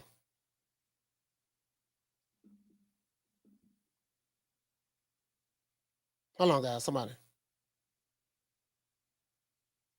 How can you defecate on the guys who you ain't got no fighters in your stable? Literally. Do you get what I'm saying? So I don't, you get what I'm saying? Like Booker Ray Leonard, like, dude, you're known for rubbing on Floyd, sucking him up, letting him hit it from the back, and you're doing the same thing to Tank Davis. That's your claim to fame. And I'm saying that with all due, with all due respect. You get what I'm saying? When he say we done groundbreaking pay-per-views, no, we didn't. When Leonard Ellerby say, yeah, we know what we doing. We've done groundbreaking pay-per-views. No, we didn't. We ain't do a goddamn thing. Golden Boy, Oscar, Richard Schaefer, Al Heyman, Stephen Espinosa was the attorney for Golden Boy. Showtime, like Leonard, you ain't do nothing. Can't nobody tell me what Leonard Ellerby, what was your primary job? Okay, when y'all so-called broke all these pay-per-views, what role did you play in it? Caller, what's your name? Where you calling from? Coach, it's Rick from Toronto again. Listen, actually, I retract anything I stated about Booger Ray because in reality, even you yourself should retract what we're saying about because he's actually Santa Ellerby. So come December, we won't be getting gifts, my man. We be out. He ain't gonna be bringing us gifts, man. So we gotta be talking good about him. All right, that's all I gotta say, Coach. Shout out to Rick, Toronto. Salute. I'm just being honest with you. I'm just being honest with you. I'm just being honest with you. And listen, this ain't no shade. I don't have any shade against Booger Ray Leonard. This ain't no shade, but I'm being honest. I'm being honest. Like, bro, like literally, bro. Listen, bro, Booger Ray Leonard, literally, you have ruined a classic song. There was a song that came out in 1987. The artist by the name is Keith Sweat. And he did a collaboration. With another artist by the name of Jackie McGee. And it was produced by Teddy Riley. You ruined that song in the eyes of people on my show. When people think of Make It Last Forever, they don't envision themselves being in love with their boo. They don't envision themselves being in love with their wives, their husbands, their first love, second love, third love. When they hear this song right now, Booger Ray, this what they envision. Make it last. Make it last forever. Don't let our love be.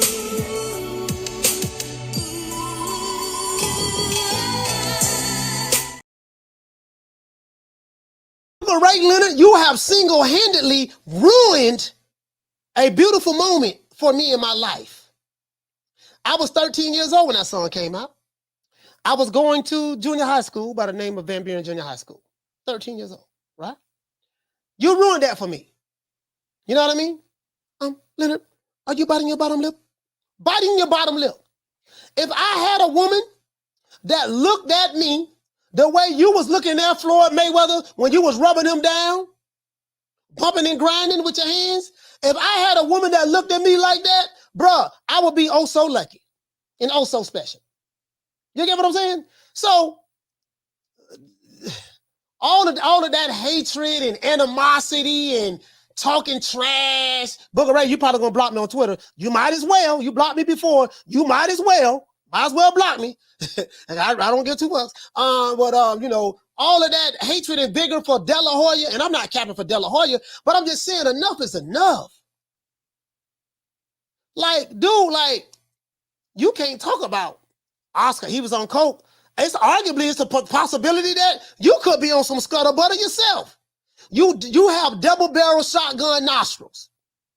Sources say, I don't know how true this is, but sources say, according to reports, and I don't want to throw anybody under the bus, that you can snort a half a key with one nostril in 3 seconds. So you can't pick at Oscar for his drug addiction when it's arguably you got double barrel shotgun. Half a kilo on one side, half a kilo on the other side. One nostril over here, one nostril over there. Both keys going up 2 different nostrils at the same time. According to reports. Sources say. So that's all I'm saying. Let's give everybody a round of applause.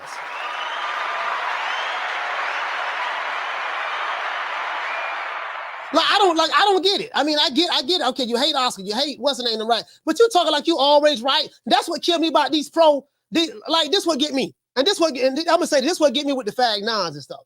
These niggas claim the fame is, yeah, Leonard Ellaby recognized me on Twitter.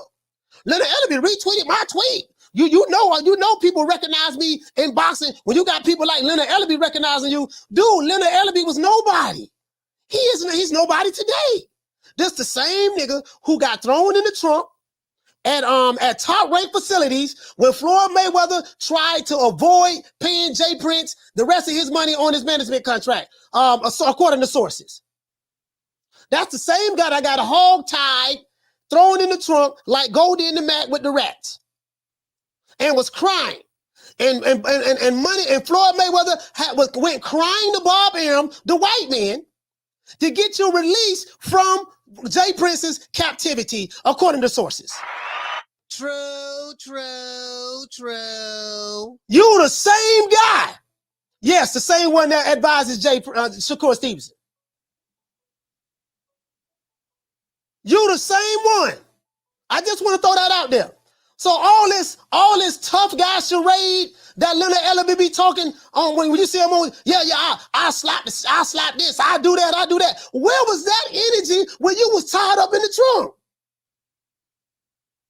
When Jay Prince sent them goons the Vegas that tie you up and throw you in the trunk to get his bread, where was that energy? What did you slap Jay Prince around? No. Did you slap his goons around? No. What were you doing? You was crying like a bitch, duck tied in the trunk. If Floyd did not beg the white man, Bob Arum to pay that money, guess what? You might be sleeping with the fishes right now. True. You ain't never slapped nobody. Cut it out. Anyways, man, y'all know what time it is. Anybody see this show? Y'all send it to Booger Ray so that whole ass nigga can block me again. Don't ever forget, when I found you, you was strung out on coke. When I found you, you was like a big house, contemplating about killing yourself. So don't you ever forget who brought you to big time boxing. I drugged you back. I brought you back. I provided food and put food on your table for your family to eat. And I'm doing it for the second time. So don't you ever forget that. Tell the truth, man, and sometimes when you tell the truth, man, it's unpopular. I believe in telling the naked truth instead of telling the well-dressed-up lie. All that gangster shit, Leonard, ain't nobody buying that shit. Nigga, when my name come up, respect it. Let's go. Stop playing with my fucking name. All three of y'all, stop playing with my name. I ain't gonna say it no more. Put some respect on my name. It is what it is, man. One thing you can say a lot of things, but one thing you ain't gonna say I'm lying. Those are the receipts. I want to thank the whole hood who came out here. I love y'all. I did this for the hood. Y'all know I beat that boy. And those are the receipts on that dude right there. And listen, and I'm telling you the truth. This what Booger Ray was known for doing. Oh my God, I respected you. I respected you. Oh my God. I respect it. I'm third right guard. Give him my third right guard. You second to God, champ. No. I didn't listen. I respect him. I'm sorry. I respect him. Come on for the nigga pass out. Take the picture before you pass out. Yeah, get him before he pass out. Yeah. Hold him up. Yo, we gotta take this guy everywhere. Yo, champ. He needs air. You need air. Take the picture. Take the picture before you face the picture. That's my hero, right? That's my hero. One more. It takes a lot to take a lot to do. All right, why you pushing? Don't worry about it. Come on, I got you, all right? You know, that was a song. That was a song, I think, that was made by Project Pat. Y'all look up Project Pat. Shout out to Real Boston on TV. Dropping that $2. Bam, super chat on your boy. He said, Coach, we needed B-Hop up there to cook him. Hey, the show is over with. I don't know who's calling, but I'm going to answer this last call. Show over with. Hold on. Call, what's your name? Where you calling from? What's up, Coach? It's Martin from Jersey. Martin from Jersey. We wrapping up. Talk to me. What's up, Coach? Coach, this is a 50-50 fight, man. Like everybody so sure that it's gonna end whatever way they think it's gonna end. I mean, only these guys gotta get in the ring and do it. I mean, the fight don't happen just because what we think. You know, everybody's so sure that this guy's gonna knock out the other guy. I mean, it's a 50-50 fight. Anybody, I think. I gotta go a little bit with the lawyer said. Whoever lands first, whoever makes the first mistake is gonna lose this fight. Basically, that's what it is. You know what I'm saying? And as far as Leonard Ellerby, man, that dude is a mascot, man. Like that dude is he's just a hater. Like he's always right. Everybody else is wrong. So. All right. But shout out to Martin from Jersey, man. Brick City, stand up. Salute, fam. Yeah. Hey, Full Revolution, you hit the nail right on the head. You hit the nail right on the head. Project Pat made a song called Slob on My Knob, like corn on the cob. That's Booger Ray Leonard. You were known for slobbing on Floyd Mayweather's knob. That's what you're for. That's what you were known for. Don't ever forget that. Don't ever forget that. And I'm just being honest with you. I don't care nothing about the interview. I don't care nothing about meeting you. I said what I said. I stand on that. Shout out to Uncle Charles. Uncle Charles, what's going on, fam? I said what I said. You know, I get it. You know, all this hatred and, hostility and all that stuff there. Ain't nobody scared of you, Booger Ray. You didn't show that bigger when Jay Prince and them had you in the trunk of the white man Bob Ammons facility. You didn't show that bigger then. You weren't slapping nobody then, right? You was popping pimples on cheeks, Floyd Mayweather's cheeks. You was rubbing nipples, putting on baby oil, and carrying the spit bucket. All praises due to the Almighty. Well, I guess I gotta be like everybody else and saying Al Heyman. I can quit my job now, baby. 6 figures, baby. You feel me? But a name. Do you have a name? Oh, nah, I ain't got no name, Name them names, man. They know who they is. Name them names, please. The names need to be named. They know who they is. The Mexican monster. Booger Ray Leonard, who's the next big star coming out of Mayweather Promotions? And who's the next big star under Mayweather Promotions? Ooh, we have quite a few young guns, as I say, and I don't want to leave any names out, but we have a great roster of young talent, and we've been very selective about what we're doing, again, because when you have, an abundance of fighters, it's hard to kind of focus on. When a big fight is to be made, it has to make sense for both sides. No promoter or company is going to put their guy in an event with everything to lose and nothing to gain, especially when we talk about this. You know what I'm saying? Interesting. Booger Ray Leonard, this is how I really feel about you. Fuck you. Fuck the plane you flew in on. Fuck them shoes. Fuck the socks with the bell on it. Fuck them cheap-ass cigars. Fuck your yuck mouth teeth. Fuck your hairpiece. Fuck your chocolate. Fuck Guy Ritchie. Fuck Prince William. Fuck the Queen. This is America. My president is black and my Lambo is blue, nigga. Now get the fuck out my hotel room. And if I see you in the street, I'm slapping the shit out of you. It is what it is. deal, man. Shout out to Eddie the Hitman Hearn and Booger Ray Leonard. Like I said, Sunshine when Tank's gone. I'll smack the shit out in front of everybody. Only dark times for you. I mean, just throw Haney's name in the hat. There is no fucking hat. Ain't no sunshine when Tank's gone. I don't play them type of games. Leonard L.B. Why you always talking about me? Didn't you fucking learn your lesson from that? With AJ? Ain't no sunshine when Tank's gone. I'll knock that motherfucking hole out. Period. Only dark times for you. Ain't no hats to throw nothing in here. We're running a fucking business. Ain't no sunshine when Tank's gone. You fucking idiot. Leonard L.B. Why you always talking about? It's since Nestor Gibbs. They say you've been hating on Tank. Since Nestor Gibbs was hating on Tank today, that's what they say according to sources, according to reports. But a lot of people did say he did tell the truth in what he said. I think it was the manner in which he said it. You know what I mean? We're gonna play the Devin Haney dance today.